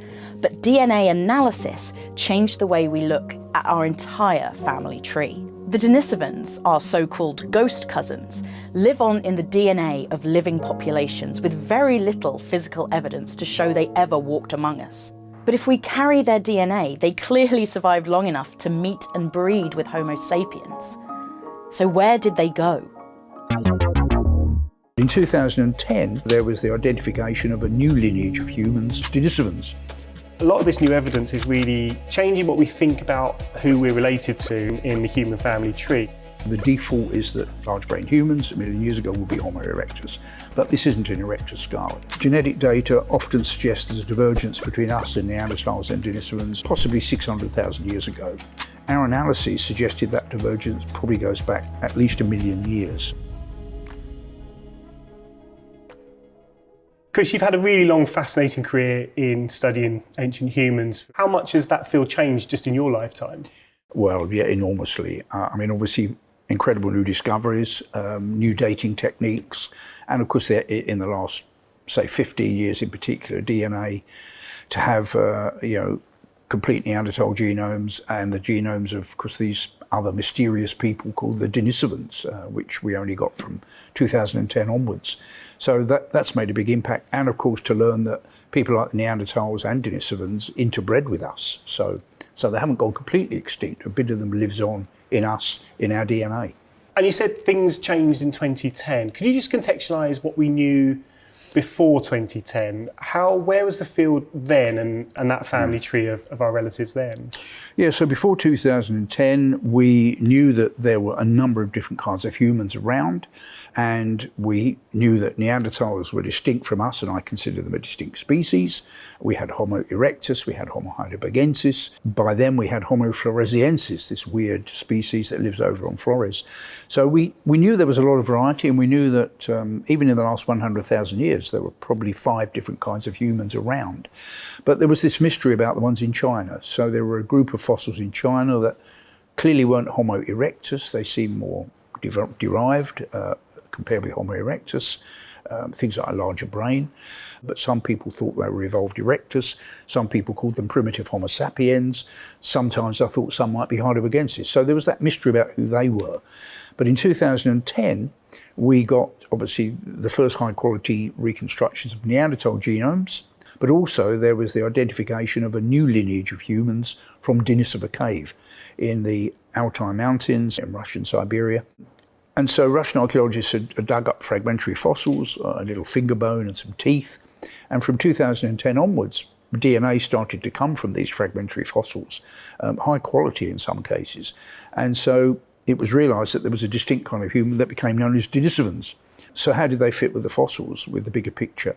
And it's gradually become clear that many of these so-called China archaics are probably Denisovans. So that really helps us. We've got a third lineage of large-brained humans, us, the Neanderthals, and the Denisovans. And best of all, we've got this wonderful fossil from Harbin. So this was found a long time ago, but we only managed to study it in the last few years. So working with Chinese colleagues, this fossil, which is at least 146,000 years old, it's beautifully complete. This is, of course, only a replica in this lovely green colour. It's virtually intact. We haven't got the jawbone, but the upper part of the brain case and everything beautifully preserved. I mean, Neanderthals are big. This is even bigger. I couldn't believe it when I got this replica. It's just, and it's weighted to the same weight as the original. Yeah. Oh yeah, that's quite. So it's pretty solid. Yeah. So, unfortunately, all the teeth fell out except one very large molar. So already there's a clue there because Denisovans are characterised by very large molars, and here is one that matches the ones from Denisova cave. So the speculation was that this could be a Denisovan, and our ongoing analyses suggest that it is, and that most of those other Chinese fossils belong in the Denisovan group as well. And there's even been a bit of proteomic evidence and DNA evidence which backs that up. So we start to see that Denisovans, yes, not only present in Denisova Cave in Siberia, but they're up on the Tibetan plateau of China. A site called Baishia Cave has a Denisovan jawbone, and there's a jawbone from off the coast of Taiwan, from Penghu. That seems to be a Denisovan. We've got the Harbin fossil seems to be Denisovan, and a number of other Chinese ones, such as Dali, Jinushan, Hualongdong. So that's quite a big group. And we can see them as a third kind of human, in some ways like us, in some ways like Neanderthals, and in other ways with their own individual features. So I mentioned the massive size of this, because it's got the huge brow ridge, which many of these have got. Very big brain in there, a completely modern-sized brain, and a mixture of features, which, this is long and low, the brain case, which is like Neanderthals. But when we look at the face, it's much more like the face of Homo sapiens. It's flat across, and it's tucked under the brain case. So an interesting mixture of features there. And what's some of the backstories behind finding these skulls? So Russian archaeologists have been digging Denisova Cave for many years, and they'd found rich archaeology, a lot of animal bones, and some fragmentary human fossils.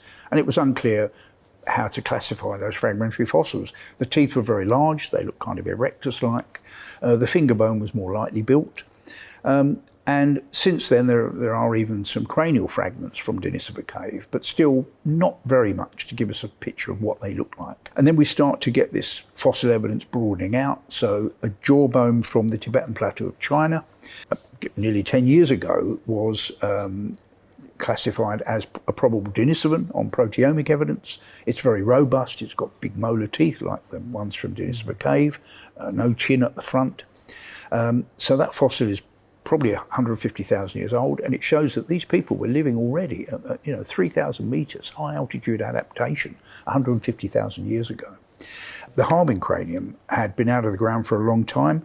There is a story that it was found in 1933 during the Japanese occupation of northeast China, and the workers who found it in the river gravels at Harbin decided to keep it away from the Japanese, and they actually, one of them took it home and wrapped it up and put it down a well, a disused well, and it lay there for the next 80 years or so, until that person on their deathbed told their relatives to go and look down the well, and sure enough they found this beautifully preserved fossil down there. And then fast forward another few years, and it ends up with us studying it and publishing it in 2021. We're not sure if that story is true, so there is work going on in Harbin to try and pin down more accurately the early history of this fossil. And of course it's possible that Harbin will have other fossils, and that's what's exciting. Could more come out of that site? Yeah, and also Harbin backs up the picture from Siberia and the Tibetan plateau that these people, some of them at least, were adapted to very cold conditions. Harbin today has some of the coldest winters in the whole of China, average about -15 or -16 in the winter. So these people were coping with extreme cold, more so than Neanderthals. And interestingly, some populations in Tibet today have DNA from Denisovans that helps them live at high altitude in low oxygen conditions. And yet the DNA data in humans today of Denisovans suggests that some of the interbreeding with Denisovans happened much further south, possibly in island Southeast Asia, places like Sumatra, Borneo, Sulawesi. So Denisovans may have been living down there as well. And of course that's a very different region. We've got, subtropical and tropical conditions. So the Denisovans look like a much more varied group than Neanderthals, both genetically, in terms of the different groups that diverged early, and also in terms of their adaptive capabilities. Neanderthals ranged a long way east and west, but when it got really cold, they disappeared. These people, Homo longi, seem to have coped with some extremely cold conditions, but also down south with much warmer conditions. When we started finding these early Denisovans, did we consider them as a unique species, or were they categorised as Denisovans because that's where they were found, but we didn't actually know enough evidence about what made them unique, if indeed they were unique? Is that fair to say? Yeah, so for the Denisovans, of course, there were many different views straight away about what they were. They were obviously a third lineage, and some geneticists just backed off calling them a different species. They just wanted to call them an informal name, Denisovans. And that's a good name for them when you're not sure what else they are. So it represented the DNA group if you like, and those fragmentary fossils from Denisova Cave. But by extending it, we can start to include these Chinese fossils, and that brings in other possible names. If we're going to give a species name, this fossil has been named Homo longi, dragon man. And if this is really a Denisovan, then the Homo longi name may well be the right species name for the Denisovans. So that's my current view, and obviously other people have different views. Some people think because of the interbreeding, these aren't even different species from us. So there are different views, but yeah, for me, Homo longi is a Denisovan, or Denisovans are Homo longi. Should we stop using Denisovans as a term now and really push forward with Homo longi? Yeah, I think the question of whether Homo longi is going to be the name for the Denisovans is not final, of course. That's the results. Our work would suggest that, but there are other views around, and there are other fossils to come. And for example, what's very exciting is that there is a third cranium from Yunxian, from the same site, which is apparently quite complete and not as distorted as the other two from Yunxian. So that we're still awaiting data on that. When that is published, that will be an important test of the conclusions we've reached and how we've reconstructed it. Will that show the same features? Will it place them again as early members of the longi group? So that will be important. So I'm cautious. We don't want to impose the longi name on Denisovans. Denisovans is a nice informal term, and I'm sure geneticists will keep using it. So it's there, and I don't have a problem with that. But in our view, yes, Denisovans belong to Homo longi. A lot of this new evidence is really, it's changing what we think about who we're related to in the human family tree. Could you just contextualise how we think we were related prior to this new evidence, and then we'll talk about what came afterwards? Yes, well, before the DNA evidence, it was unclear for those Chinese fossils how they related to us. As I say, some people thought they were just a locally evolved branch of Homo erectus. Many workers, particularly in China, thought that they were direct ancestors of modern Asian populations. So they were ancestors for living people in East Asia. I always thought they were distinct, but the question was what to call them and how they related to these other humans. And there are different views even from the analyses we've done. So the DNA evidence would suggest that Denisovans are more closely related to Neanderthals than they are to us Homo sapiens. Whereas our analyses of Harbin, and I'll come on a bit later to this fossil from Yunxian, our analyses of the Chinese material suggest that actually this group could be more closely related to Homo sapiens, which is a conflict then potentially with much of the genetic data, and also the divergence dates. So genetic data often suggests there's a divergence between us and Neanderthals and Denisovans possibly 600,000 years ago. Our analyses suggested that divergence probably goes back at least 1 million years, so a much deeper divergence and then earlier diversification of those lineages. So we've got potential conflicts between our morphological analyses and the genetic data, but it has to be said that even for the genetic data, there are other geneticists who have deeper divergences and different relationships between the groups. It's a deeply disputed field, would you say? Yes, I mean, human evolution's always been a disputed field, and that hasn't changed. Yeah. I mean, we think our analyses have clarified the picture in a way, because if I can come on to this Yunxian fossil, so this one is from a site where there are 3 crania, and this is the one that we managed to reconstruct. So my Chinese colleagues used high-quality CT scans. The original fossil is crushed down and distorted, but they basically use CT scanning to take it apart and put it back together again, make it symmetrical, and we end up with this reconstructed fossil. And it's 1 million years old. The fossils from this site are 1 million years old, give or take, 100,000 years. And that would suggest that they should be Homo erectus. So the default is that humans, large-brained humans, 1 million years ago would be Homo erectus. But this isn't an erectus skull, and our analyses certainly confirm that. Yes, it's long and low with a big brow ridge like erectus, but the back of the skull doesn't have the strong ridge of bone across it and the angulation you find in erectus. This is the largest brain human for 1 million years ago. It's bigger brain than any erectus at that time. The face is not like typical erectus specimens. It's tucked under the vault a bit. It's big fossil, of course, very broad across the base, a very broad palate. But interestingly, a little feature here, this tiny little third molar.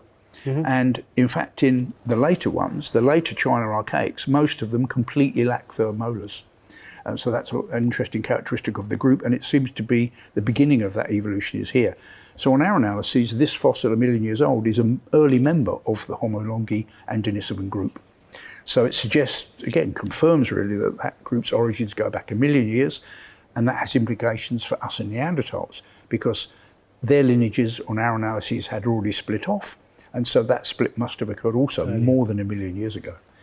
And does that mean us modern humans are more closely potentially related to Denisovans than Neanderthals? Is that That's what our analyses are suggesting, but of course, we've got a long way to go on this, and what we'd like to do, and my Chinese colleagues are working on this, is to try and combine the genetic data where we've got it on fossils with the fossil data and build a tree that actually brings those two together, and let's see where it goes. And we've got more to do because there are many traits that we haven't managed to put into the analysis yet. For example, the ear bones. They're very important in terms of taxonomy. So Neanderthal ear bones, tiny little bones inside, buried deep in the temporal bone, they're distinct in shape from our own. So we want to analyse the ear bones of these fossils and see how they relate. And there are other fossils we haven't managed to put into the analysis yet. So there's some ones from Africa that are about 1 million years old. It will be important to put them in too. And there's some new material from Atapuerca in Spain, maybe 1.2, 1.3 million years old, which could be a late form of Homo erectus, but it might even relate to some of these early divergences when we get more data on it. What does that mean for our common ancestor for all of these species, what we might call ancestor X? Yeah, so the common ancestor of all group, first of all, clarify, this Yunxian fossil, although it's in the Longi group, we aren't saying it is Homo longi because it's much older and it looks quite different. So this probably will turn out to be a different species, but we haven't given it a species name. And one of the reasons for that is there's another fossil group I haven't mentioned yet, Homo antecessor, pioneer man, from Spain, from Atapuerca, dated at about 850,000 years old. And that fossil too shows facial features which are like Homo sapiens. And our analyses place Homo antecessor with Yunxian and Homo longi. So of course there is that species name already down the bottom of the tree, if you like, early in the divergence of Homo antecessor, and that name might be important in decisions later on about what to call these early members of the Longi lineage. But yes, the divergence goes back well beyond 1 million on our analyses, and heidelbergensis branches off even earlier, so that species may have diverged 1.3, 1.4 million years ago, and then evolved alongside the others for a considerable period of time, probably down to at least 300,000 years. And then Asian erectus is an earlier branch still at 1.5 million or older. So we get these successive branches, and then in the latter part of the story, we've got these three main groups, which are, as we've said, Neanderthals over in the west of Eurasia. We've got Denisovans over in the eastern part, Homo longi, and they're covering a wide area of that region, up north at Harbin and in Siberia. Genetic data in humans today would suggest that they also live much further south, and they were a very diverse group. So the interbreeding with Homo sapiens today suggests that there are 3 or 4 distinct groups of Denisovans that had split from each other and were each interbreeding with Homo sapiens at different times and in different places. And that question of interbreeding is quite interesting as well, that we contain DNA with Neanderthals. Is that correct? Could you just talk about that flow of genetics and that interbreeding? Yeah. So the picture seems to be that, these groups evolved largely separately. Neanderthals in the west of Eurasia, Homo longi over in the east of Eurasia, Homo longi Denisovans, and us in Africa. The common ancestor, interestingly, may not have started off in Africa. That's one of the interesting things, is that our analyses suggest the common ancestor might even have lived somewhere like Western Asia, and then Neanderthals evolved to the west, Homo longi to the east, and our ancestors must have then gone back into Africa, because there's no doubt that the later part of the story of Homo sapiens evolution is an African story. The oldest fossils in our analyses were African fossils of Homo sapiens. So what we know then is that Homo sapiens then re-emerged from Africa. At maybe 60,000 years ago, a small group of Homo sapiens came out. There probably were earlier exits, but the main one was soon after 60,000 years ago, moving into the territory of Neanderthals. There was then some interbreeding with Neanderthals, And as those Homo sapiens populations spread out across the rest of the world, they took that little bit of Neanderthal with them. So populations in Europe, in China, in the Americas, in Australia, they have about 2% Neanderthal DNA spread out. So that was taken across the old world as these populations spread out. Some got back into Africa with back migrations, but Africans in general have much lower levels of Neanderthal DNA. So those populations that moved eastwards also then met Denisovans, and the Denisovan interbreeding was added on top of the Neanderthal interbreeding. So it occurred later, and as I mentioned, there were several different Denisovan populations doing the interbreeding with Homo sapiens, and these had split earlier, so they're genetically different. Some of them are related to the ones in Siberia, and some of them must be populations that were living further south. So we have these separate interbreeding events. On some calculations, some of them occurred as late as 30,000 years ago. So Denisovans might well have lingered on physically longer than the Neanderthals did. We think Neanderthals physically disappeared around 40,000 years ago, but the Denisovans may have survived longer. They were more widespread, but they too probably had gone by about 30,000 years ago. But of course they hadn't completely gone, and we've got this kind of paradoxical situation that we didn't evolve from Neanderthals or Denisovans, but they're partly our ancestors. So it's an interesting kind of combination of things there. Is it a case of similar to Neanderthals that we interbred until we assimilated, and that's where our lineage continues now, or is there a case that they died out for other reasons? Yeah, we still don't really know why we're the last ones left of these different kinds of humans that were around. It seems to be more than a coincidence that they disappeared after we spread widely and we moved into the areas where they were. So there could have been an element of economic competition between the groups. In the case of Neanderthals, it looks like at the end of their time they were a species in trouble. They were low in numbers, low in diversity. So it may not have taken much to tip them over the edge to physical extinction, but certainly part of it was this interbreeding. The fact that we were absorbing some of those individuals meant that they were being taken out of the breeding pool of the parent populations. And for the Denisovans, we have really no data on how that interbreeding happened. And of course, were these encounters friendly, or was it a case of like capturing females and bringing them into the group? We don't know, and of course it may have varied from one place to another. We're talking about a huge area. The interbreeding was going on in Western Europe, and it was going on down in Southeast Asia with these populations. So there could have actually been many different ways of interactions that led to this interbreeding. But the net result is, yes, most of us outside of Africa have around 2% Neanderthal DNA, and some populations in Ireland, Southeast Asia have as much as 4 or 5% of Denisovan DNA as well. Yeah, with all the benefits, evolutionary benefits that brings. And the downside. So yes, that DNA, in some cases, it's certainly beneficial. So getting Neanderthal DNA helped our immune systems, and the same must have happened over in the Far East with Denisovan DNA, because of course, having evolved in Africa, we had no natural immunities to the diseases, the pathogens, the parasites outside of Africa, whereas Neanderthals and Longi had evolved these over a long time, would have evolved natural resistances to some of those diseases and pathogens. By interbreeding with them, we got a quick fix to our immune systems. And that was good news 40 or 50,000 years ago, not such good news today when some of that is linked with autoimmune diseases. So Chris, let's bringing it up to date. We've had, since the Harbin fossil, we've spoken about some of these newer fossils that have been discovered. Can you just talk about those? Where were they found? What's happened since? Well, yes, there's been the discovery at Yunkshan of a third cranium, and apparently it's really well preserved, it's more complete, and it's not so crushed or distorted as the first two. So it was very important to see what that looks like, and when it's published, how much it backs up the story we've built up from the Yunkshan 2 fossil, and whether it belongs to the Homo longi group or not. And there's also been ongoing work on Denisovans. So there's a wonderful new genome that's just been made available, Denisovan 25. And this genome is from a 200,000-year-old Denisovan fossil in Denisova Cave, a tooth. And it's got a high quality genome, and it reveals a wealth of information about the earlier history of Denisovans, that they seem to contain interbreeding from some other species, and we can speculate that might be Homo erectus.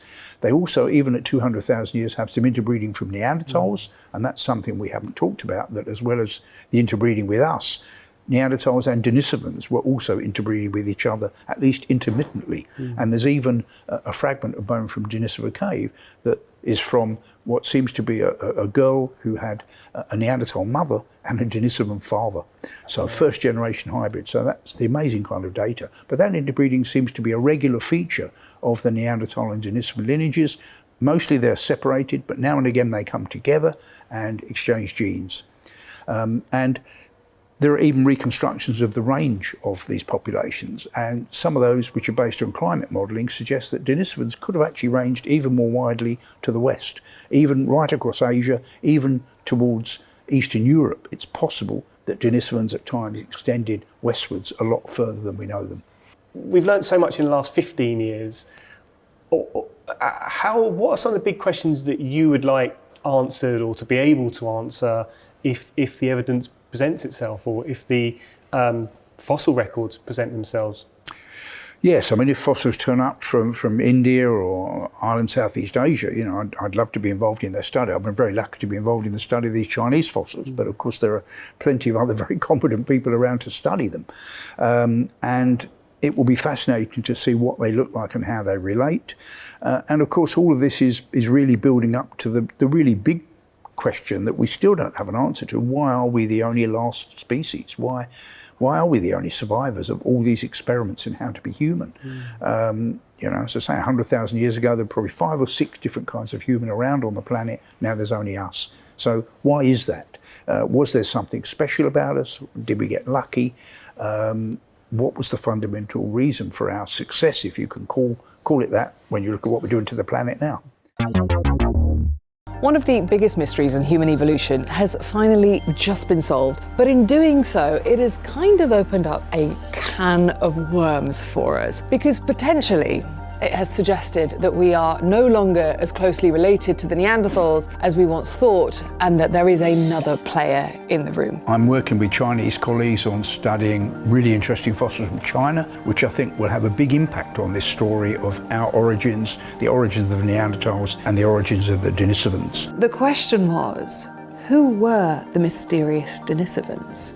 Where did we come from? It's one of the most fundamental questions we ask ourselves. Every year, scientists get closer to discovering the answer. In fact, one of the great discoveries of the 21st century is that the human family tree is far more tangled and diverse, far more complicated, perhaps more interesting than we could have imagined, with 2 or more human species often living at the same time, even in the same place. And by the time our species appears around 300,000 years ago, it shared the world with as many as 6, perhaps more, other human species. Now, thanks to a 146,000-year-old skull unearthed in Harbin, China, what we think we know about who we are, where we come from, and who we call our closest relative may just be changing. Meet Dragon Man. Yes, I did say Dragon Man.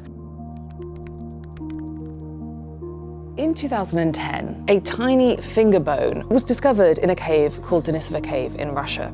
But upon extracting its DNA, they realized it was not a Neanderthal, and it was not a Homo sapien. However, it was a human.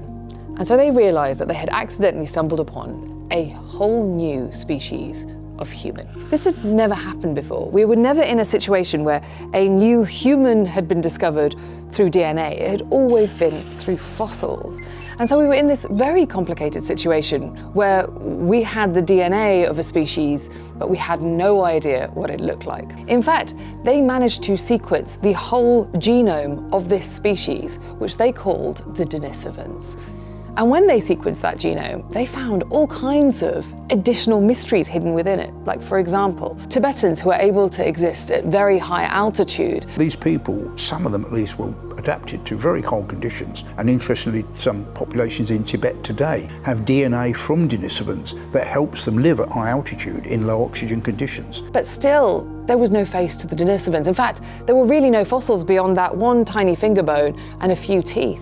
And so we started saying that perhaps this is the holy grail of paleoanthropology. We knew that these Denisovans were very closely related to Neanderthals.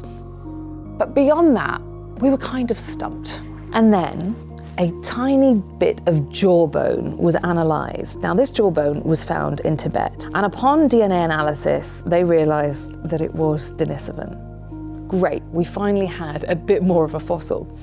But it was just a tiny bit of jawbone. And lo and behold, finally, this summer, the whole mystery blew up. And this is how it went down. Back in World War II, the story goes that a man in China, while China was Japanese occupied, found a fascinating skull. Now, if you look at this skull, you can see it is quite large. It is more robust than you would even expect from a Neanderthal. The workers who found it in the river grabbers at Harbin decided to keep it away from the Japanese, and they actually, one of them took it home and wrapped it up and put it down a disused well, and it lay there for the next 80 years or so until that person on their deathbed told their relatives to go and look down the well, and sure enough they found this beautifully preserved fossil down there. And then fast forward another few years and it ends up with us studying it and publishing it in 2021. We're not sure if that story is true, so there is work going on in Harbin to try and pin down more accurately the early history of this fossil. Now, when the scientists looked at this fossil, they realised that it wasn't an old fossil that they already knew. They realised it was a new species, and they called it Homo longi, or dragon man. So, brilliant name, by the way, to give a species. And it was really fascinating. It was great to have a new species of human to add to the family tree. But here's where it gets interesting. They kept looking at this skull thinking, we have this suspicion that Homo longi, or dragon man, may just be the face of the Denisovans, that it is finally the Holy Grail, that we have finally found it. But to do that, they did need to extract DNA. And in the summer of 2025, they managed to confirm that the DNA of Homo longi, the DNA of dragon man, matches the DNA of the Denisovans. And so finally, we were able to look into the face of the Denisovans. So I mentioned the massive size of this, of course it's got the huge brow ridge, which many of these have got, and very big brain in there, a completely modern sized brain, and a mixture of features, which this is long and low, the brain case, which is like Neanderthals, but when we look at the face, it's much more like the face of Homo sapiens. It's flat across and it's tucked under the brain case. So an interesting mixture of features there. So the speculation was that this could be a Denisovan, and our ongoing analyses suggest that it is, and that most of those other Chinese fossils belong in the Denisovan group as well. But the scientists weren't finished yet, because a few months ago, they looked at another ancient skull found in China called Yongxian II. This one was about 1 million years old, which is about to become very significant. However, this skull was very badly squashed, but scientists reconstructed it. And in doing so, and in comparing it to dragon man and other early human fossils, they started drawing a different family tree.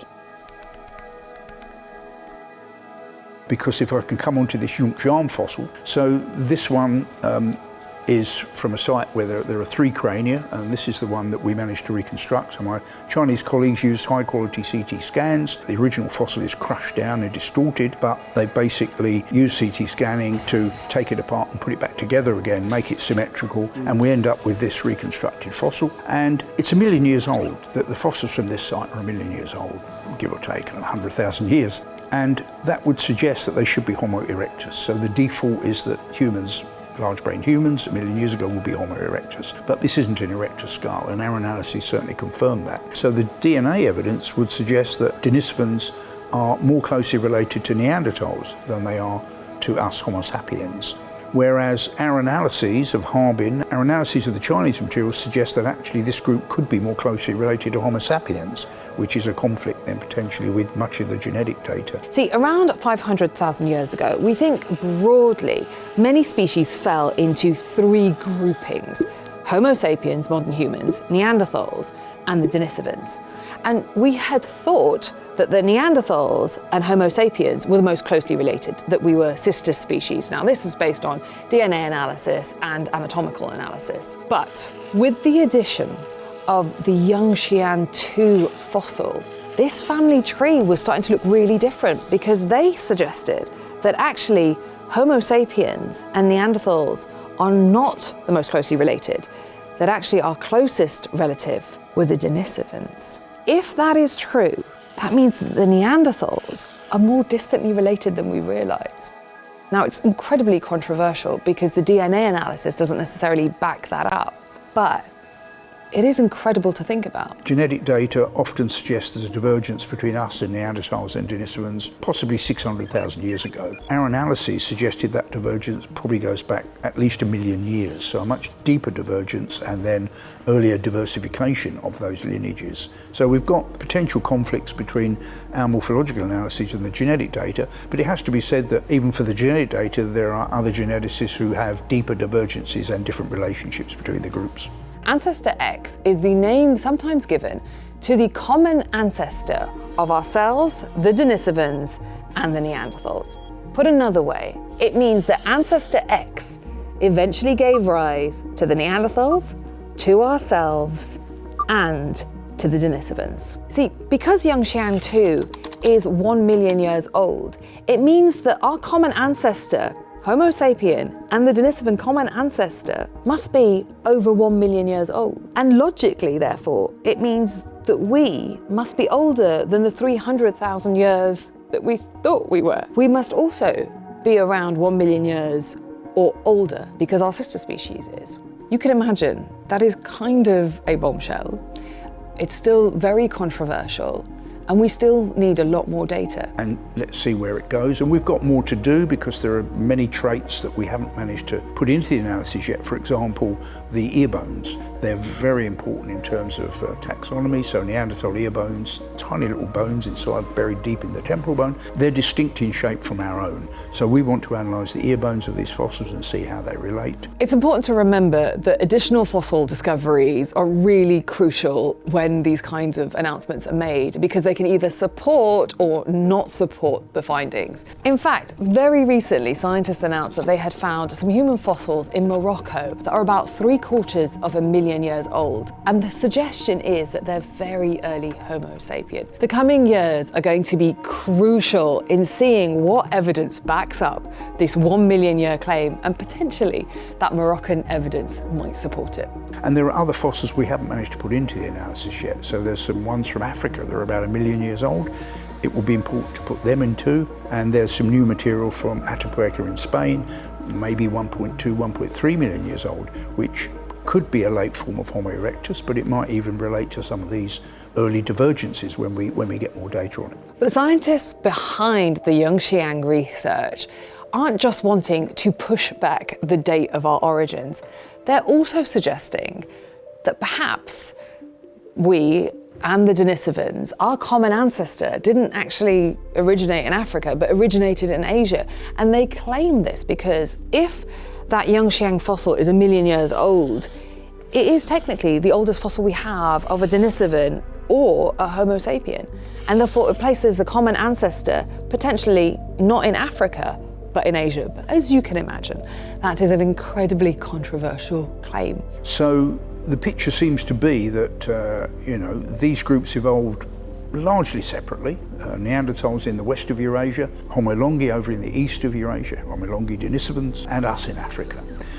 The common ancestor, interestingly, may not have started off in Africa. That's one of the interesting things, is that our analyses suggest the common ancestor might even have lived somewhere like Western Asia. It upends so much theory and research that's already out there. It isn't just that it potentially changes all those textbooks, it also kind of changes the image we have of us in our head.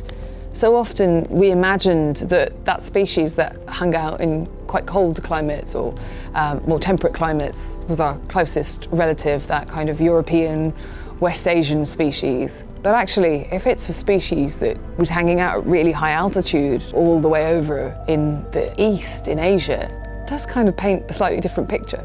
There are even reconstructions of the range of these populations, and some of those which are based on climate modelling suggest that Denisovans could have actually ranged even more widely to the west, even right across Asia, even towards Eastern Europe. It's possible that Denisovans at times extended westwards a lot further than we know them. What with the Denisovans being such an explosive species potentially, you would think we would know a lot more about them. But actually, we don't know that much about the Denisovans. It's not like the Neanderthals where we have lots and lots of artifacts.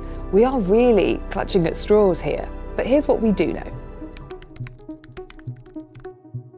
So far, scientists have only found 2 sites that are Denisovan. One is the Denisova cave itself in Russia, where archaeologists have found hundreds of stone tools, as well as some spectacular jewellery. We're talking here about headbands carefully carved out of woolly mammoth ivory and a bracelet of green rock that is so finely polished it would look quite spectacular today in a modern jeweller's store.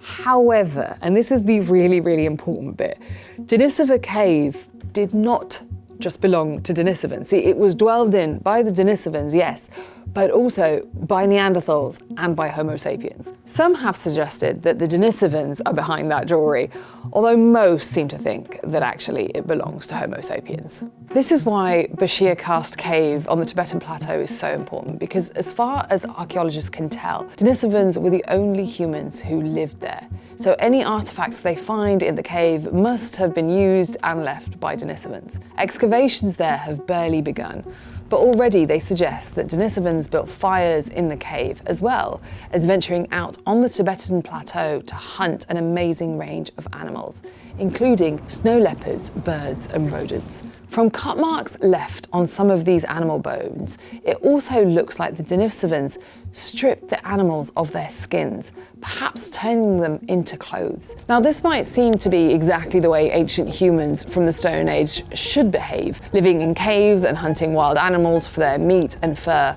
But there's something about Bashir Karst Cave that doesn't fit with our expectations of ancient human behaviour, and it's the location.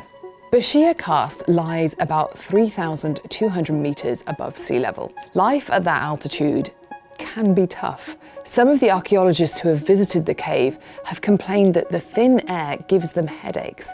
But the Denisovans, on the other hand, seem to have thrived there, maybe even at higher altitudes, because archaeologists recently found signs of ancient Denisovan activity on the Tibetan plateau at a site 3,700 metres above sea level. Why would one group of Denisovans have decided to move into such a challenging environment? They probably didn't have to. There weren't that many humans on Earth at that time, so it's unlikely that anyone was forcing them to climb up into the Tibetan plateau just to find some space to call home. Some of them at least were adapted to very cold conditions. Harbin today has some of the coldest winters in the whole of China, average about -15 or -16 in the winter. So these people were coping with extreme cold, more so than Neanderthals. And yet the DNA data in humans today of Denisovans suggests that some of the interbreeding with Denisovans happened much further south, possibly in island Southeast Asia, places like Sumatra, Borneo, Sulawesi. So Denisovans may have been living down there as well. And of course that's a very different region. We've got, subtropical and tropical conditions. So the Denisovans look like a much more varied group than Neanderthals, both genetically, in terms of the different groups that diverged early, and also in terms of their adaptive capabilities. Neanderthals ranged a long way east and west, but when it got really cold, they disappeared. These people, Homo longi, seem to have coped with some extremely cold conditions, but also down south with much warmer conditions. Now, we know from DNA evidence that at least some Neanderthals were well adapted genetically to high altitude, which means that, like the Neanderthals, like ourselves, they were incredibly well adapted to their environment. However unusual that environment might seem to us. New Scientist has been following questions like this for decades. Since 1956, their journalists and editors have worked with researchers across disciplines to explore not just what we know, but what we don't know yet and why that matters. From human origins and ancient cultures to breakthroughs in physics, space, and technology, we focus on the ideas that reshape how we understand the universe and our place within it. If you want to go deeper than a single story, a New Scientist digital subscription gives you access to all of this award-winning science and technology journalism. That includes daily reporting on new discoveries as they happen, and in-depth features that unpack complex debates like the one long after the headlines fade. To get a specially discounted New Scientist digital subscription, head to newscientist.com/YouTube. And if you're drawn to the kind of scientific discoveries that spark real debate and controversy, then you're going to love this next part. 2025 was for me a absolutely fascinating year. because of these Denisovan discoveries. See, not only were we finally able to put a face on the Denisovans, but it did become the gift that kept on giving. And it made us question, and still question, who we are and where we come from. And that is the reality of paleoanthropology. We kind of think we have a picture of the family tree, of where we fit into it. And then a fossil is discovered that just changes the whole picture. The reality is that we have so few fossils, so few data points, that we just don't know if what we have in research labs and museums is accurate and paints a proper picture of our story, or if it really is just giving us snapshots, and there is a lot left to be discovered. And of course, all of this is really building up to the really big question that we still don't have an answer to. Why are we the only last species? Why are we the only survivors of all these experiments in how to be human? As I say, 100,000 years ago, there were probably 5 or 6 different kinds of human around on the planet. Now there's only us. So why is that? Was there something special about us? Did we get lucky? What was the fundamental reason for our success, if you can call it that, when you look at what we're doing to the planet now? It is amazing how much mystery each of those skulls could hold, containing entire lives, stories and questions about where we come from and who we're related to. And remember, it all started with a tiny finger bone. So far, we've met the species, explored their caves, found their DNA, and even examined their skulls. But these weren't isolated stories. They weren't little pockets of humanity. These species travelled, they migrated, and reached places that we thought only modern humans could get to. This is the story of how they took to the waves. Welcome to The World, the Universe, and Us from New Scientist. I'm Dr. Penny Sarto. And I'm Dr. Rowan Hooper. So let's start with the mystery of the dispersal of ancient people across a watery planet. Yeah, it does make me think of Moana, this. Quite People rightly. gazing across the ocean and just wanting to go there, and that they managed to get to places they couldn't see from the land. And they have to sail overnight. They have to use the stars to navigate. Yeah. How did they do that? Yeah, and it seems to be one of these things that's inherently human. The more we learn about how we dispersed around the planet, ancient people did just take that leap of faith. They figured it out and they went out there. And what I love about this kind of science is that it tells us about the brains of, what were these ancient people thinking? Mike Marshall has reported on this story for us, all about ancient seafaring. Hi, Mike. Oh. So this particular story this week, then, is about evidence the ancient people got to Malta, right? Perhaps first you could tell us why it's impressive that they got to Malta particularly. So Malta is one of the most remote islands in the Mediterranean. The nearest land is Sicily, which is about 85 kilometres north, which today, you just hop on a ferry for a few hours, that's nothing. But if you imagine we're, 10,000 years ago, Malta is suddenly very difficult to get to. It's far enough from Sicily that you can't see it over the horizon, at least if you're at ground level. And if you paddle there in a canoe, it's going to take over 24 hours. So you're not going to be able to do it during daylight hours. You're going to have to navigate by starlight, which means you're going to actually have to understand something about navigating by the stars. So in short, if we were thinking about Stone Age people and sort of easy places to go by boat, Malta would not be one of them. No, I mean, it seems on the face of it somewhere that would be really hard to get to. And it's generally been thought that particularly hunter-gatherers, which is what humans were for most of our existence, just wouldn't have had the know-how to either build the craft or to navigate across that sort of distance.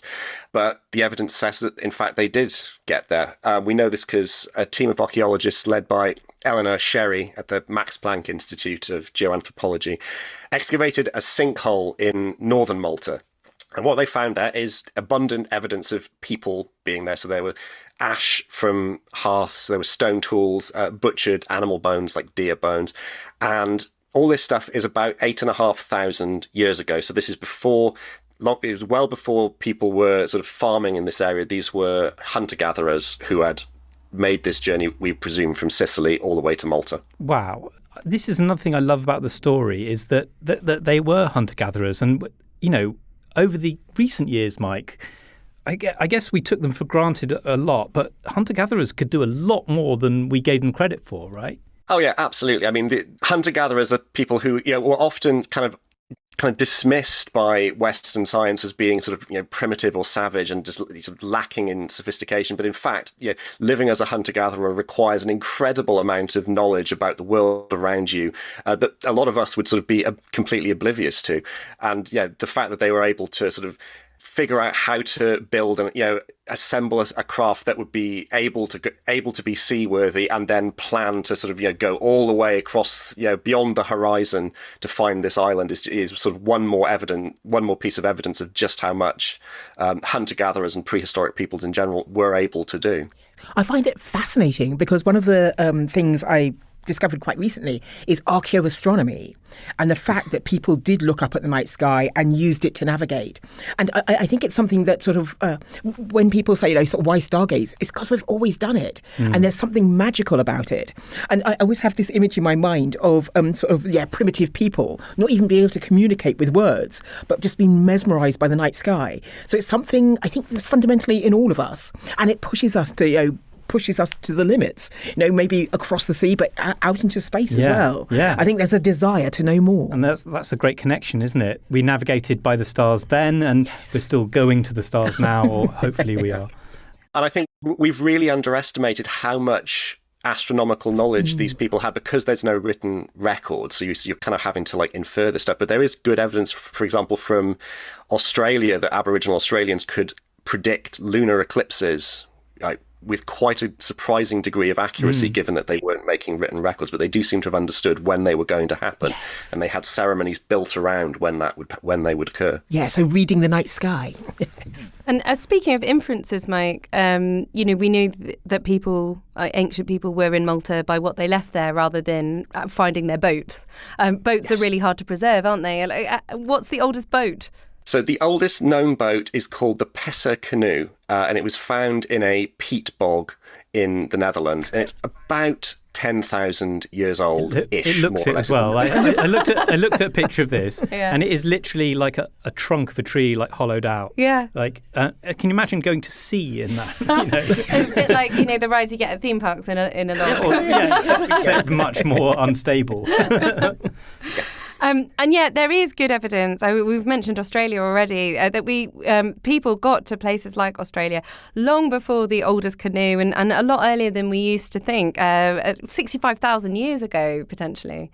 Yeah, so modern humans were sort of there was this big expansion out of Africa, sort of perhaps around about 70,000 years ago. So people sort of assumed, they wouldn't have got to Australia for quite some time after that. But no, there is evidence of people there, potentially as early as 65,000 years ago, and that is a really impressive thing, because you have to cross an awful lot of ocean gaps. It's not just one little gap that you have to nip across; it's multiple gaps between islands, or you're having to sort of go through what we now think of as Indonesia, all the way to New Guinea, and then into Australia itself. There were times in prehistory when this was actually easier than it is now. So during as the ice ages sort of waxed and waned, sea levels rose and fell, and at times when the sea level was lower, there were huge expanses of land that were exposed in these places. So that a chunk of what is now Indonesia was actually connected to mainland Asia, and New Guinea and a few other islands were connected to what's now Australia. There was this huge exposed landmass called Sahul, and so it was somewhat easier to get there, but there were always multiple seaways that had to be got across, some of which have quite treacherous currents in them. So it was always going to be multiple sea journeys that required an awful lot of planning and forethought. And also even earlier humans, right? So Homo erectus went to Flores, right, and evolved into hobbits. I wanted to say that the hobbits went to Flores, but Frodo and Sam in their canoe. Yeah. But no, but so Homo erectus was seafaring, maybe accidentally, we don't know, but. Yeah, so this is where it gets sort of more contentious, because there is evidence of early hominins on islands really early. So there's evidence that someone, we don't know who, was on Luzon, which is one of the big islands in the Philippines, over 700,000 years ago. There are stone tools on Sulawesi from a little over 1 million years ago.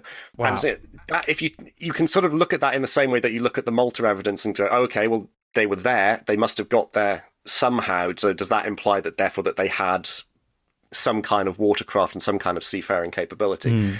The trouble is that sometimes animals do cross oceans accidentally, and it's difficult to eliminate Sounds that. like Monty Python's. I accidentally made it across this island.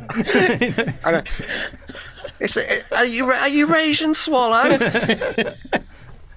But yes, accidental crossings is also our best explanation for how monkeys got to South America. Am I right? Is we just think they got there somehow by accident?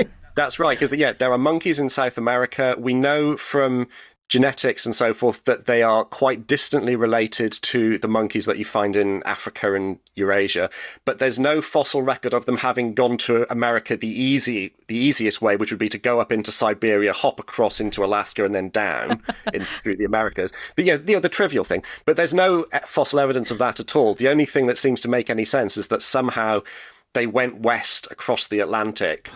Probably, this would have been tens of millions of years ago at a time when, due to continental drift, the Atlantic wasn't as wide as it is now. But it's still, a pretty extreme thing. But I mean, the monkeys are there. We need a Pixar animation about this. Voyage across. Yes. But so if monkeys are accidentally turning up in South America and Homo erectus or something similar is accidentally on the island of Flores, what is it about the journey that ancient people took to Australia that seems more deliberate? I think it's the argument that researchers are making about this is that it's multiple journeys in quite a short time span. So instead, the people that are on Luzon, it's sort of one bit of evidence from several 100,000 years ago. So essentially one crossing in a million years, maybe, to get there. You can explain that away. But getting through all the way through these different islands, all the way across into Sahel requires multiple crossings and it all seems to have happened within a few thousand years, so really quite rapidly. That becomes just much harder to explain away by accident. It looks much more like an intentional planned crossings, particularly because there's at least some evidence of trade among some of the islands, of like things being transported, which really sort of starts to make you think, okay, wow, they've got some boats and they're going back and forth. Well, and also that's what it tells us, Mike, isn't it? More about the ancient mind as it was and how complex it was, able to consider long-term, multiple stage trip, the trading that you'd need to do. That's the insight that's what I love about these stories. It gives you an insight into the mind of our ancient ancestors. I mean, you're seeing a degree of planning because you have to think, okay, well, that's where I want to go, so I need to build this kind of boat. And, building a boat is a complicated business. You're going to have to gather wood and all these other materials, put it together, probably test. That's a lot of planning and forethought. It also, I think, points to cooperation. You're not going to build any kind of large boat by yourself. You're probably going to do that in a group. So there's evidence there of people working together in a sort of coordinated way. And I think also it points up something that we perhaps don't often talk about in these sorts of topics, because it sort of feels a little bit like a squishy thing to say. But I think it just says courage, that you're able to sort of, maybe you have some evidence that there's land over the horizon. Maybe you can see birds flying over it. Maybe you can see smoke rising from a wildfire or something. But even so, it still takes serious backbone, I think, to hurl yourself out into the sea in a hollowed out log or a raft that you've lashed together with twine and hope that there's going to be something there. I think that speaks to it's cooperation, planning and courage. But I think it also shows intent, because you were mentioning the trading and things like that, and that happened quite rapidly. So it wasn't just sort of moseying along and sort of bumping into it. It was, okay, let's go and do this. Let's expand the empire. Let's see what's beyond. Yeah. And so I find that quite interesting, because I keep on thinking that they were quite sort of self-focused, but they were looking beyond. We can take a lesson from that, maybe. It seems we keep finding evidence that rewrites what we thought we knew. But if that's the case, how much of the official story can we actually trust? This final film isn't about another discovery. It's a challenge to the methodology itself. About half of the people in America believe in this myth of Atlantis, this idea of a lost global civilization with advanced technology. Pseudo-archaeology or fake archaeology is presented to the public as if it's legitimate. And it acts as kind of, I think, a gateway to more subversive conspiracies I'm an archaeologist. I root through the trash of people from a long time ago. I try to use scientific methods to understand what people were doing in terms of how they were producing food, how they were processing it, and how they were consuming it. And then I link that to larger social processes that were going on in the past. You are known for this appearance that you made on the Joe Rogan podcast. And I'm happy you're both here. Thank you. Flint and Graham, everybody knows you. Largely thanks to you, Joe. I think we're looking at a civilization, like all civilizations, that emerged out of shamanism. I believe that they did have rather advanced astronomy. Graham Hancock claims that there's a transfer of technology from the survivors of his lost civilization, and they handed over the secrets of agriculture. But the reality is, we know they were not agriculturalists because of what they were growing and what they were eating, and they called me a liar. Flint Dibble, it's absolutely a pleasure to have you with us today. We're sat here on the balcony of the Excel Centre in London, and we can sort of see this skyline of this wonderful modern civilization behind you.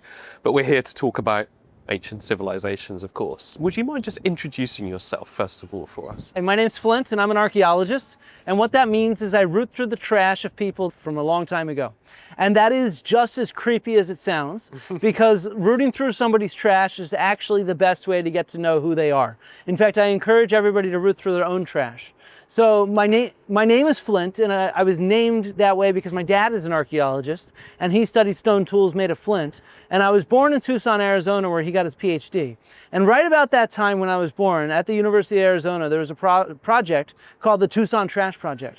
And they went door to door to door, and they interviewed people who were willing to volunteer about what was in their trash and about what they were doing. Goodness. And then they went through their trash and compared the interview responses to what was in the trash. And it turns out that we're all liars. We lie to ourselves. Even though these surveys were anonymous, people thought they ate more healthy food than they actually ate. They ate less junk food than they actually ate. They drank more alcohol than they said they did. I'm definitely not agreeing to this survey, by the way, if you're trying to get asked. Well, it's anonymous. It's anonymous. Okay. And since it was the 70s, they threw out more pornography than they claimed they read. Okay. So, you know, this is what archaeologists do. We get at the truth of who people were. We can look at them in an intimate level because we can root through their trash. I think you said earlier that your brother's name is... Yeah, my brother's name is Chip because my dad studied chip stone tools. Oh my He's not an archaeologist, though. We won't hold that against him. I don't at all, no. You are known to some extent for this appearance that you made on the Joe Rogan podcast. I'm here to present what I see are two clear disproofs of a lost advanced Ice Age civilization. Just tell us a little bit about that. It's perhaps a bit surprising that you would choose to kind of go into the lion's den. Tell us about what that was like. Why did you go on? Who were you debating? And what was it like? Yeah, I went on. It was actually because of Graham Hancock that I was on there, not because of Joe Rogan. Graham Hancock had been challenging archaeologists to a debate for decades. This is the first time ever that a mainstream archaeologist has sat down in a public forum and debated somebody who's looking at the past from an alternative point of view. He was very vociferous about this and very aggressive. He started calling archaeologists cowards. There was one moment where he challenged Zahi Hawass to a debate, and this was in 2015. And they had it all set up, and then he insulted Zahi really badly before the debate, and Zahi stormed off. And so, and of course, Graham Hancock being the presenter of Netflix. Yes, Netflix, and so this show. all was in the aftermath of Ancient Apocalypse on Netflix, where on social media this rose to a fever pitch, where thousands of people were harassing archaeologists and saying, you need to go on Joe Rogan and debate Graham Hancock because we want to know the truth. And so I felt that this had reached such a period, and I didn't really know too much about Graham Hancock, but when I saw the show, I wrote a Twitter thread that went viral, and then I wrote an op-ed in The Conversation that went viral. And so I figured, all right, I've started my research, let's keep doing research on this, and somebody needs to represent archaeology.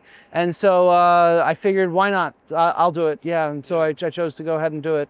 And Flint, just give us a sense of like what it was like being on that podcast. Was it a tiny bit frightening? What was it? What was it like? It was absolutely surreal. Yeah. To be honest, parts of it I don't remember at all.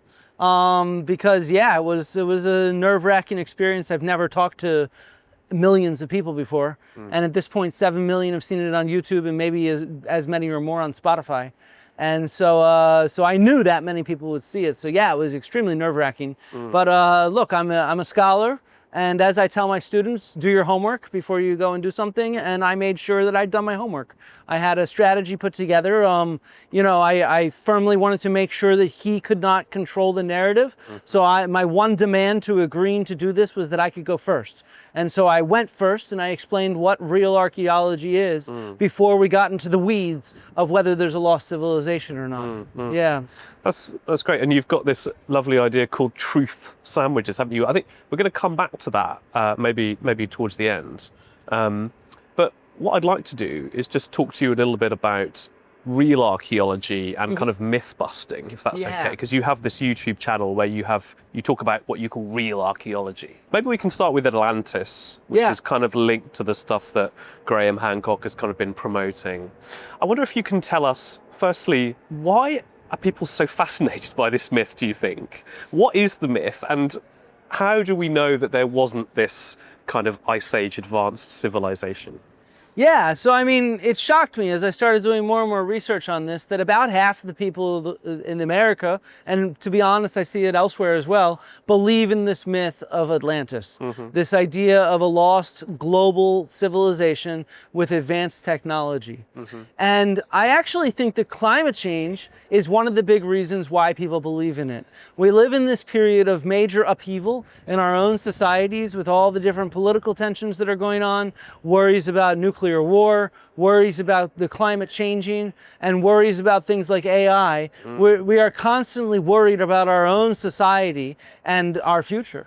And this story, therefore, has that kind of appeal. It's a story about the end of an advanced civilization and the few survivors that were left to transmit the technology that they had to the hunter-gatherers that existed alongside them. And so in that sense, I think it really resonates with what's going on. And I actually think what it does is this story, this modern myth of Atlantis, it takes away from our own attention to the problems that we're dealing with, real climate change. We should be looking at the examples like my own research into real climate change and how people adapted and how long it took them and the impacts it had.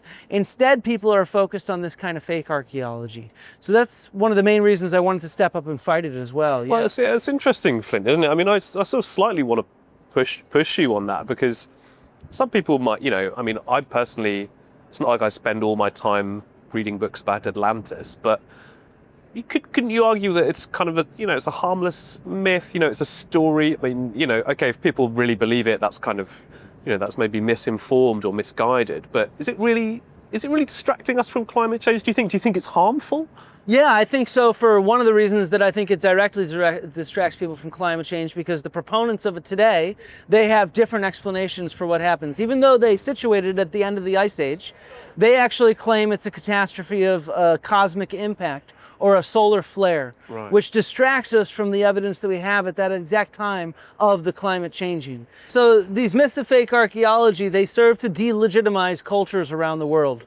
And, this ties in today with our discussions of racism and white supremacy and stuff like that. But we can look back not that far and see how it happened in real time. So for example, this myth of Atlantis back in the 19th century, it was tied in with indigenous Native American mounds across the eastern seaboard of the US.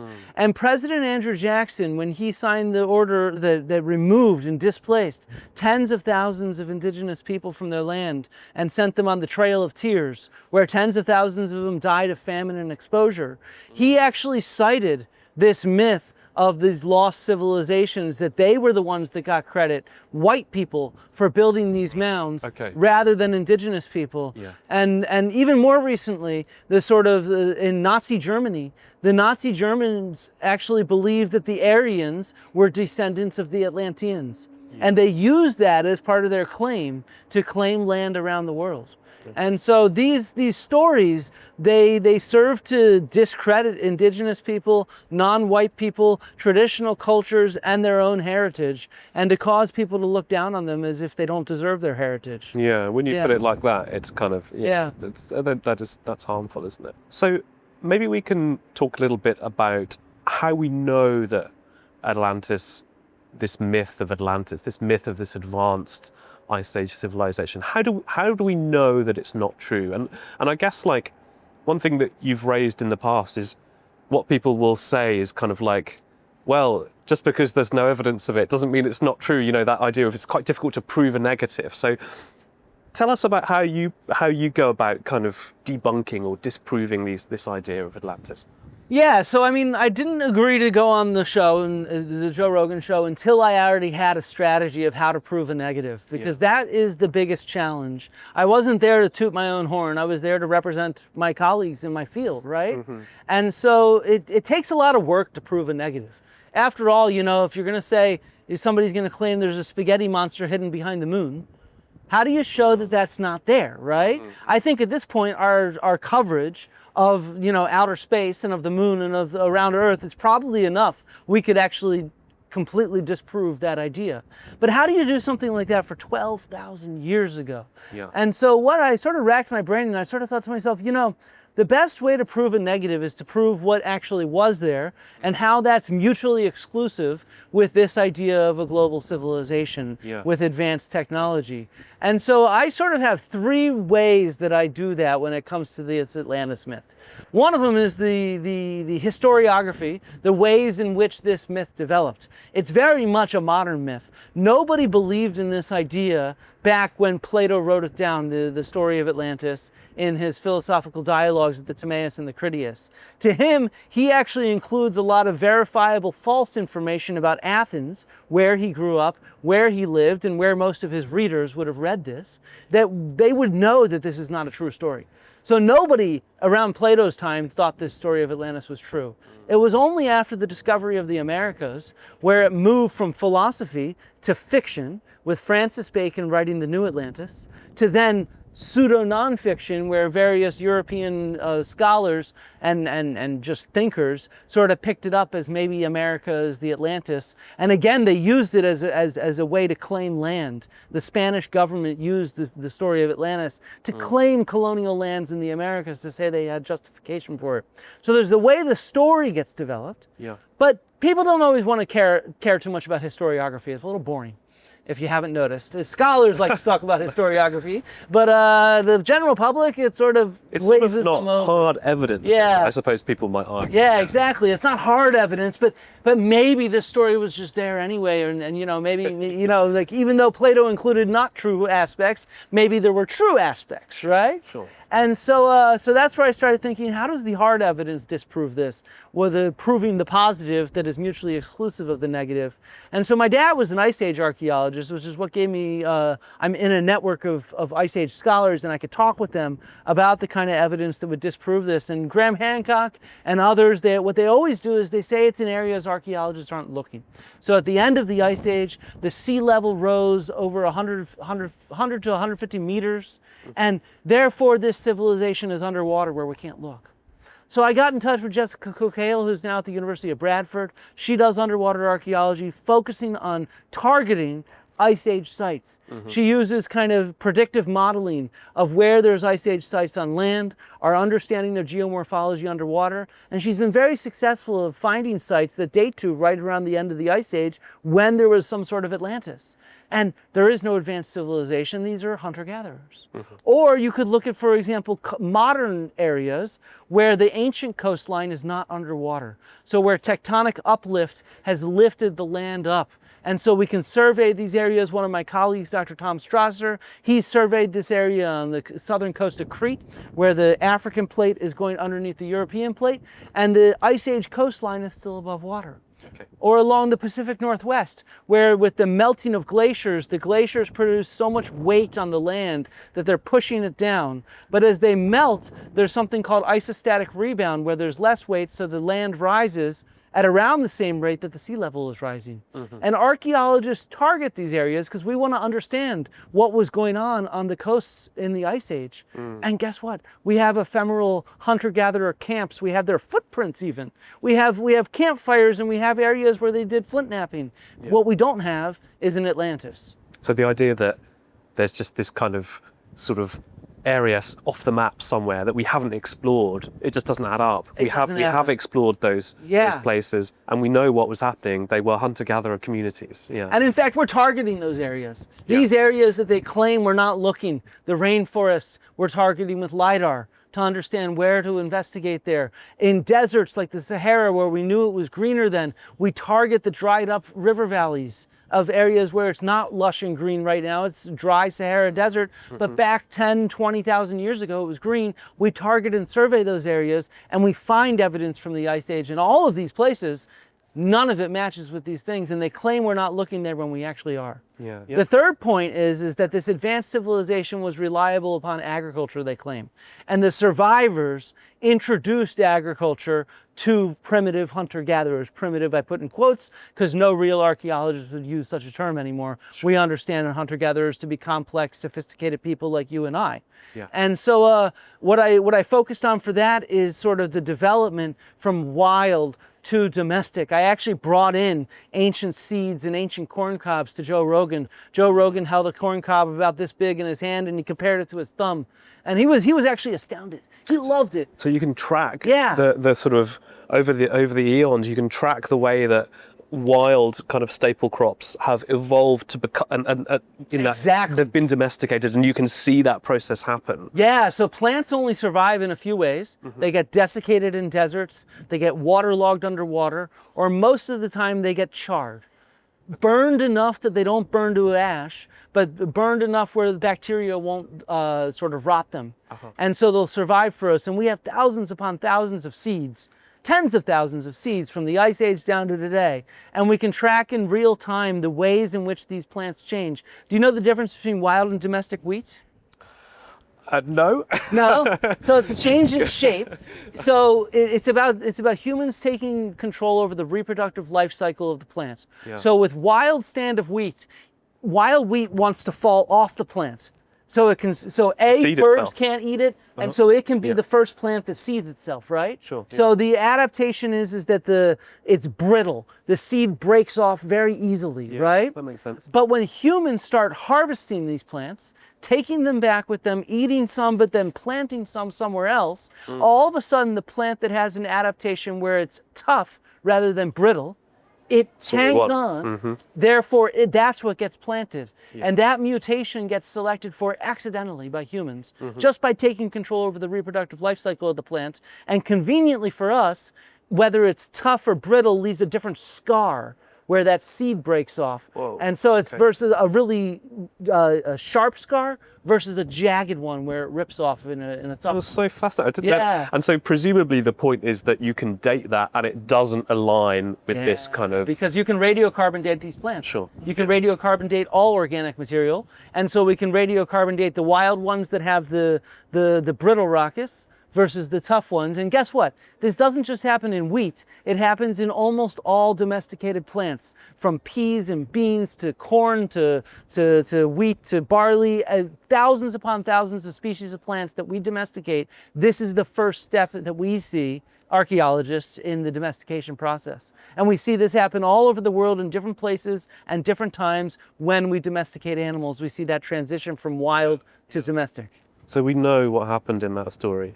I wanted to come to this monument in Turkey called Göbekli Tepe, if you can tell me if I'm mispronouncing that. Oh, you're fine, Göbekli Tepe, yeah. And so for people who don't know, this is kind of a little bit like Stonehenge. It's a kind of a monument, isn't it? And it's in Turkey. This is brought up by what you would call these fake archaeologists as more evidence, which I think is kind of linked to some of these Atlantis myths. So just tell us a little bit about what actually is Göbekli Tepe and why presumably you would disagree that this is evidence of such a civilization. Yes. So tell us about that. I would definitely disagree that this is evidence of such a civilization. Now, Göbekli Tepe is one of the most phenomenal archaeological discoveries of the last 30 or 40 years. It was actually discovered in the 1960s, where the surface survey of it had identified an archaeological site there. But the German Archaeological Institute under Klaus Schmidt discovered it again in the 1990s with a Turkish collaboration. And so it's in sort of southeast Turkey, right in the Fertile Crescent where agriculture develops. And it dates to the sort of earliest Neolithic period, right when that transition from wild to domestic that we were just talking about happens. And when it was first discovered, the archaeologists thought this was evidence of sort of early farmers. And this was their monument. Like you said, it's kind of like Stonehenge. It's a series of stone circles with these T-shaped pillars, and they're intricately carved with animals on them. And it's very, very impressive because erosion had caused it to fill in suddenly after the site was in use for a couple thousand years. But it filled in rapidly with erosion after abandonment. So it was preserved really well. And it looks just awe-striking to see these kind of sculptures. And you know, the German Archaeological Institute and the Turkish Ministry of Culture, they do a good job with the photographs and the video showing this, and they capture everybody's imagination. Now, in many ways, it's one of the most impressive of the really old sites that we have, dating back to about 11,000 years ago. And that's really early. You know, that's right when crops are domesticated, right? It's the first Neolithic people. Now, what's interesting here is that when archaeologists finally sat down and studied the animal bones and the seeds, they discovered that surprisingly, these were not agriculturalists, these were not farmers. They were actually hunting gazelle, and they were gathering wild crops, including wheat. So the scar on the seed is actually from that brittle type that breaks off easily. So we know it's from the wild type. Got it. And this shocked everybody, but fake archaeologists, they think that this is the sign of their Atlantis, that this is so early, it's such a beautiful, magnificent monument that it is the sign. In fact, Graham Hancock claims that there's a transfer of technology at Göbekli Tepe from the survivors of his lost civilization, and they handed over the secrets of agriculture and of art and of monumental construction. That's precisely what Göbekli Tepe is. It's a time capsule. What we're looking at in that whole area is the outcome of contact with an earlier, largely lost civilization. I think it passed on its cultural genes right there. But the reality is A, we know they were not agriculturalists because of what they were growing and what they were eating and what they were hunting. B, we actually have monumental sites that archaeologists already discovered about 50 years ago, just south of Göbekli Tepe in modern Israel, at a site that many people know of as Jericho. It's also called Tel Sultan. And at this site, back in the 1960s, Kathleen Kenyon excavated the site. She found that these were farmers. So they had those wheat seeds with the tough attachments on, right? And that kind of morphology. But they also built monumental architecture. There's the Tower of Jericho, as it's known. And that dates to the same period as Göbekli Tepe. So this is not some new discovery that monumental architecture all of a sudden appeared at this time and we didn't know about it. We already knew that people were experimenting with monumental architecture at that time. But of course, people that have not taken archaeology classes, that are not familiar with the pre-pottery Neolithic B, as it's called, in the Fertile Crescent, well, they didn't know about the Tower of Jericho, and they claim that this is something new, and it proves Atlantis when it doesn't at all. So presumably your point is sort of that if Graham Hancock knew about this site at Jericho, that would actually have kind of been a better one for him to hook on. It still wouldn't have been true, but like, if do you know what I mean? Like that would have been that actually has farming and it has monumental architecture. It doesn't have beautiful sculpture though, like a Göbekli Tepe, so it doesn't catch the eye in the same way. So it doesn't have that mystery.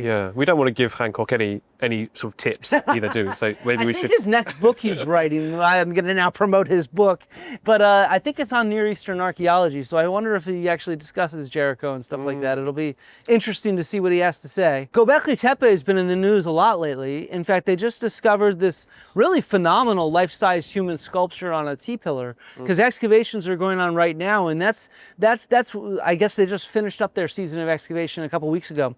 But that's become one of the big flashpoints. There's this one fake archaeologist who's buddies with Graham Hancock. His name is Jimmy Corsetti, and he has a major YouTube channel, and he's started this conspiracy theory. So Göbekli Tepe, brother, if there is such a thing as an ancient conspiracy theory, it's this.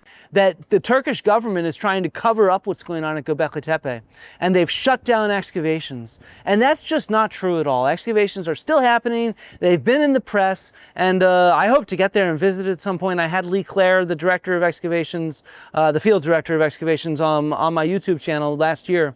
And so what they're uncovering is really quite interesting, and they're sort of they're like I mentioned to you before, their study of plants and animal remains, that's revised what they've said at the site. Their study of geoarchaeology, for a long time the scholars thought maybe the site was intentionally filled in. We now know it's due to natural erosion, for example. And so they're really still uncovering quite a bit, and excavations are ongoing, and we're discovering more about this really fabulous site. That underlines the fact that actually, like, we don't necessarily need these myths. Like, if we want to, like, read interesting stuff about archaeology, there's plenty of real stuff like Göbekli Tepe that's going on right now. That's got plenty of interest. We don't need to have all these kind of myths. That's actually one of my major points, is we need to stop focusing on mysteries that archaeologists have already solved. Sure. Right? And instead we should be focusing on the mysteries that we're working on right now. Like, what's the relationship? Why are there hunter-gatherers building enormous monuments right next door to farmers that are also building a different type of enormous monuments?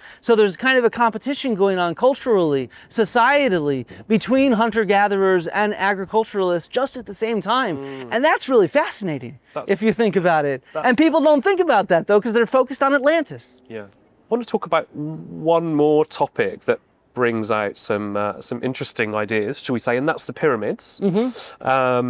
People, of course, will say that the pyramids were built by aliens. There are a range of other ideas out there. Would you like to just talk to us about that? I know you were talking in your presentation earlier about the pyramids. Like, tell us a bit about what people believe, what they get wrong, and what we really know about the pyramids. In many ways, the pyramids of Giza in particular, are that perfect example of a mystery that archaeologists have already sort of dealt with, right? They are that thing that for, you know, in the Middle Ages, Christians and Muslims and Jews thought that they were the granaries of Joseph. Right? Even though the pyramids are not even mentioned once in the Old Testament or the New Testament, there's this idea that Joseph, who told the Pharaoh to save grain to prevent a famine that was coming. For some reason in the Middle Ages, a series of people came up with the idea that the pyramids themselves were granaries. Which, of course, if anybody's been inside the pyramids, is absolutely ridiculous. They're built fairly solid. There's no space inside the pyramids. Quite big, but there's a few corridors here and there. There's a couple little chambers, but they aren't going to hold that much grain. And you know, this myth of these being Joseph granaries, it was debunked time and time again in the Middle Ages by people that actually went and saw the pyramids in person. But it still persists today. You know, Ben Carson, who was the Secretary of Housing and Urban Development under Trump in the first term, he actually believes that the pyramids were granaries because he's an evangelical Christian. And so it's a good example. The pyramids have been the epicenter of fake archaeology for over 1,000 years, is kind of what I'm getting at. And the biggest mystery, of course, is what were they and how were they built? And the reality is at this point, especially with even new discoveries but old discoveries, archaeologists can be 100% sure that they were tombs. We know this because, of course, the Egyptians told us they were tombs. They wrote down in dozens upon dozens of texts describing these as tombs. And many of these texts, of course, come several hundred years or 1,000 years after the Great Pyramids of Giza. But just recently, in what Professor Zahi Hawass has described as the greatest find of Egyptology in the 21st century, the Red Sea Scrolls, or the Diary of Mirror, were found, 15 years ago or so, along the Red Sea at Wadi el-Jarf. And what this is actually is a contemporary document. It was written down by one of the supervisors of a work gang that built the pyramids. Okay, really? And it's actually dated specifically in this. It's his day journal. Every single day of what he did and his team did, moving stones from point A to point B, doing this job, that job, etc. So most of it's like really boring, right? Oh, it's completely boring as heck. I mean, it's it'll put you to sleep, right? It is, on this day, we did that. We moved some stones. And you know, it's dated precisely to the 26th year of Khufu's reign. And it talks about moving stones from the limestone quarry of Tura to Giza to build the pyramid for Khufu. And it's identified as the pyramid for Khufu. So we have contemporary texts or inside the pyramids in areas that we had to dynamite to get into. Colonel Vyse in the 19th century, he dynamited past the king's chamber into these chambers that were not meant to be visible in any way. And so the blocks were still roughly carved. They were not finished in a nice way. And on it, there's still the kind of mason's marks for these work gangs. Right? So these work gangs, they would know that they need to move a giant stone from point A to point B, and they'd be labeled which work gang was working with which stone. And this is common practice for monument building from the ancient Egyptians before the Great Pyramids to after, to other cultures and civilizations that marked these stones with kind of quarry marks or work marks. And so on these marks, these work gangs identified themselves as like Khufu's boys. So Khufu's name is in the pyramid, right? Yeah. And so come on, lads. Yeah, Let's get some stones moved. And so, you know, people always argue all the time, well, but there's no mummies found in the pyramids. Yeah. And it's like, well, yeah, because these were giant tombs filled with treasure that were a flag to people to rob them. Yeah. And we know that tomb robbery was an ongoing problem in ancient Egypt. So, for example, the Egyptians knew this quite quickly. They moved away after a few dynasties from above ground pyramids to underground tombs because they were better hidden. But even then, these still got all robbed. So we have papyri from sort of much later, 1,500 years after the pyramids were built, that talk about a spate of tomb robberies. Right. And we see trials and convictions, we see investigations. Oh, really? Wow. And at the same time, not only do we have papyri in the British Museum or in the World Museum in Liverpool or in the National Museum in Egypt in Cairo, but we have most of our pharaonic mummies of pharaohs and their relatives, their queens, and their children, were never found in their own tombs. So, you know, just in February, for example, the tomb of Thutmose II, the first royal tomb to have been found since King Tut, was found in the Valley of the Kings. Wow. One of the major missing tombs of a pharaoh. Inside, his mummy was not there. Oh, okay. We know it was a tomb because it was identified, it's written on it and stuff like that. Okay. But his mummy had already been found 100 years earlier I see. in what's called the royal cache. In the same area right outside the Valley of the Kings, there's a cache right above the mortuary temple of Hatshepsut. And in there are found over 50 mummies, many of the most famous pharaohs, Thutmose I, II, and III, Ramses the Great. 50 pharaohs in there because the Egyptians, the ancient Egyptians, they had to combat these tomb robbers.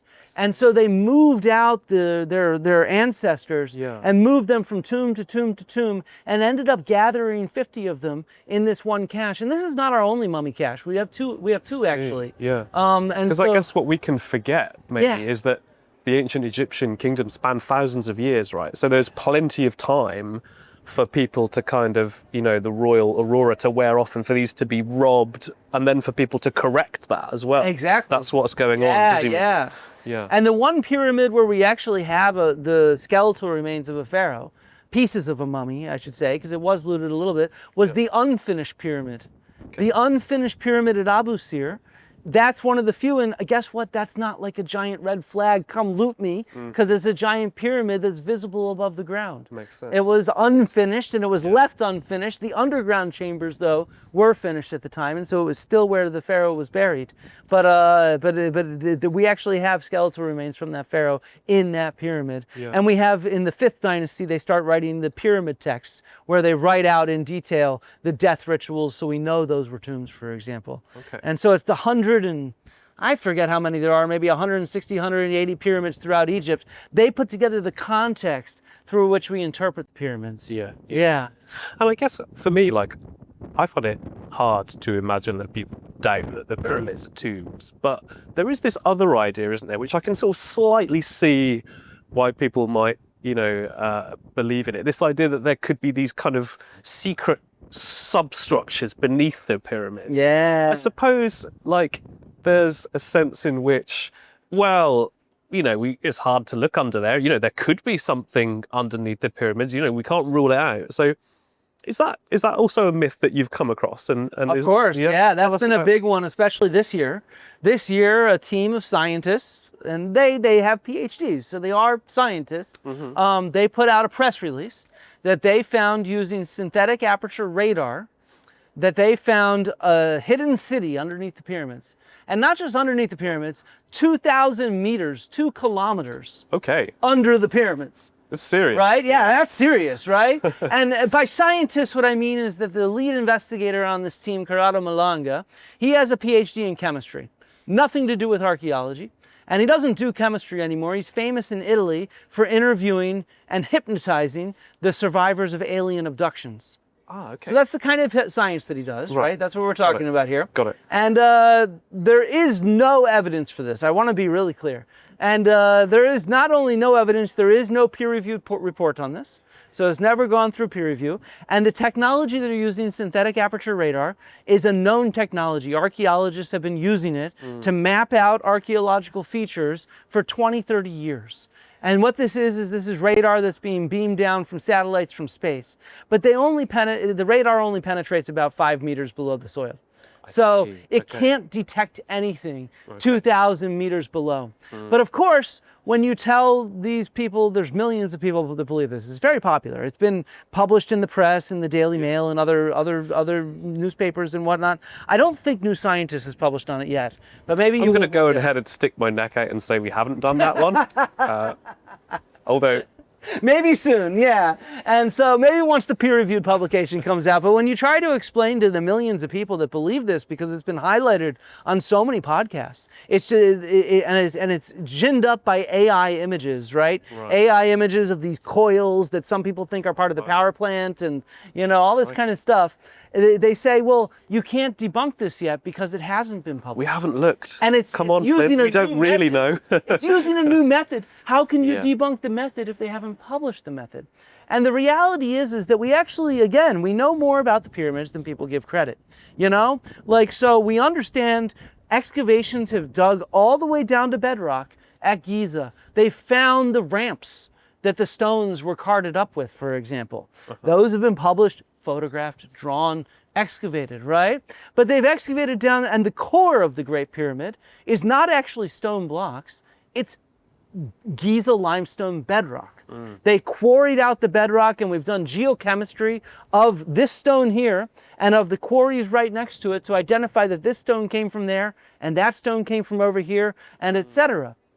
And so we actually understand that this is solid bedrock that's underneath the pyramids. And at the same time, because it's limestone bedrock, that dissolves slowly from water. So there's been a lot of investigation into the water table to understand what the water table was like in the present and in the past. So for example, a team of researchers about a couple years ago, they published that there's a branch of the Nile that extends, it's called Khufu's branch conveniently, and it extends all the way up to Giza Plateau. So that's how Mirror, the diary that we talked about earlier, that's how he was able to transport the Tura limestone to Giza.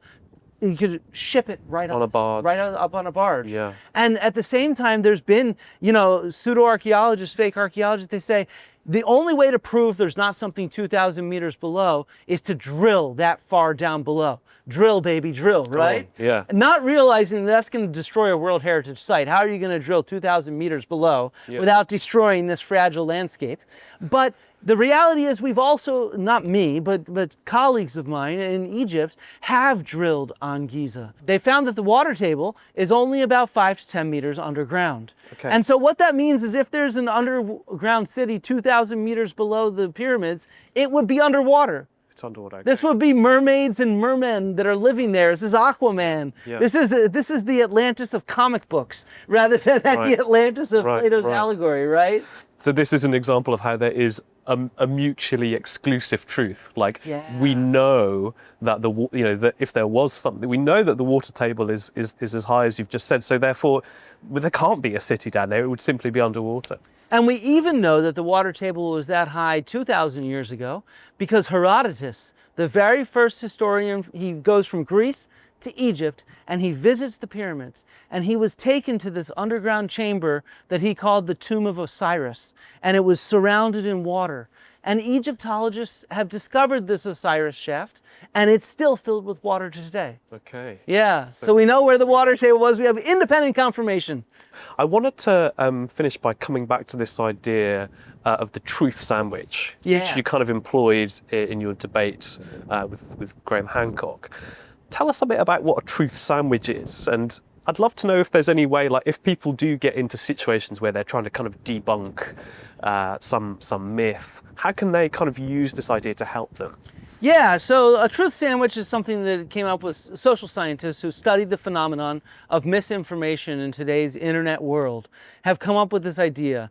And in many ways, this comes out of sort of early debunking, comes out of the Carl Sagan school of thought, where if somebody's making extraordinary claims, ask them for their evidence. And then debunk that evidence if you think it's BS, which oftentimes, if it's misinformation, it is. And what's been proven is in today's online world, that just doesn't work very well.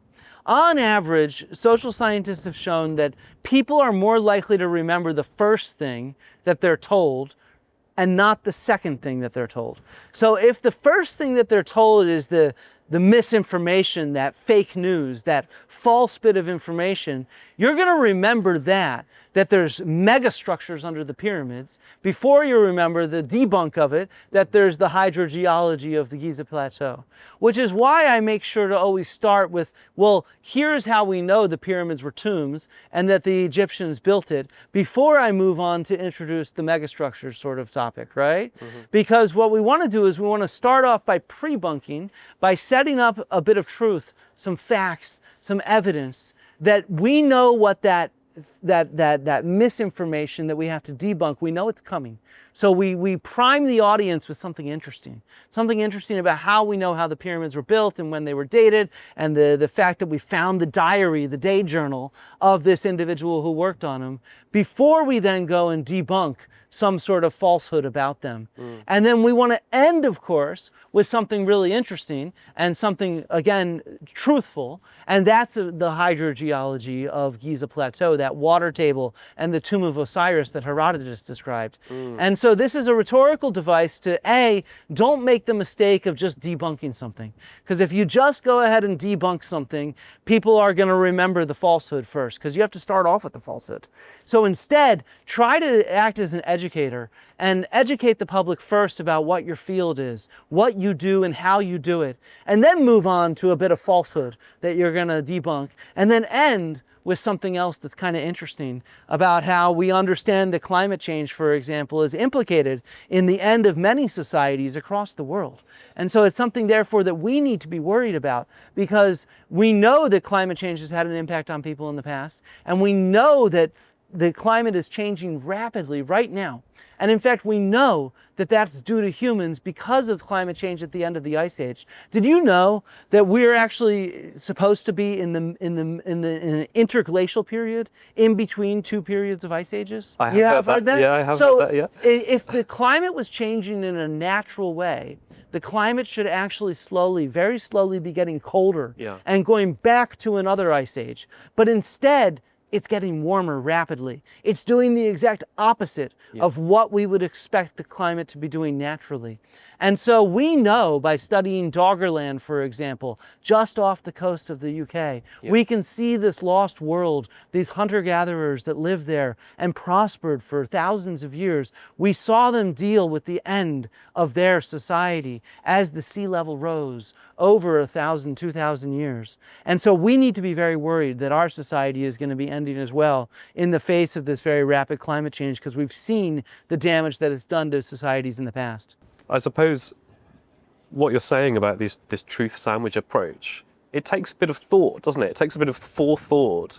But as you rightly point out, it's so important that we do that. Yeah, I think we live in a world where misinformation and conspiracy theories are growing, and they're impacting the world around us. It leads to funding cuts for science and education. It leads to ignorant decisions about what to do politically or in the world around us. And I think it should arm us to stand up and do something about it. You know, all this talk about how to combat misinformation has much wider significance than just archaeology. Important though archaeology is. I mean, we started by talking about Joe Rogan and the podcast, but of course he's had a role in kind of, you know, the sort of rise of, you know, the Trump, for example, in America, and that kind of movement, that America First movement. I mean, do you think there's wider lessons here for not just archaeology but society in general? Yeah, I very much do. I tend to think that archaeology, especially pseudo-archaeology, there's a few different intertwining factors that makes it extremely important in this moment. For one, we live in a historical moment where we all know that history matters because we're making history. So everybody's paying attention to history right now. It's sort of living through this fluorescence of popularity, and that includes fake history.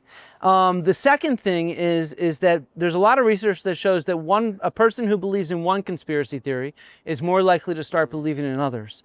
And pseudo-archaeology or fake archaeology is presented to the public as if it's legitimate.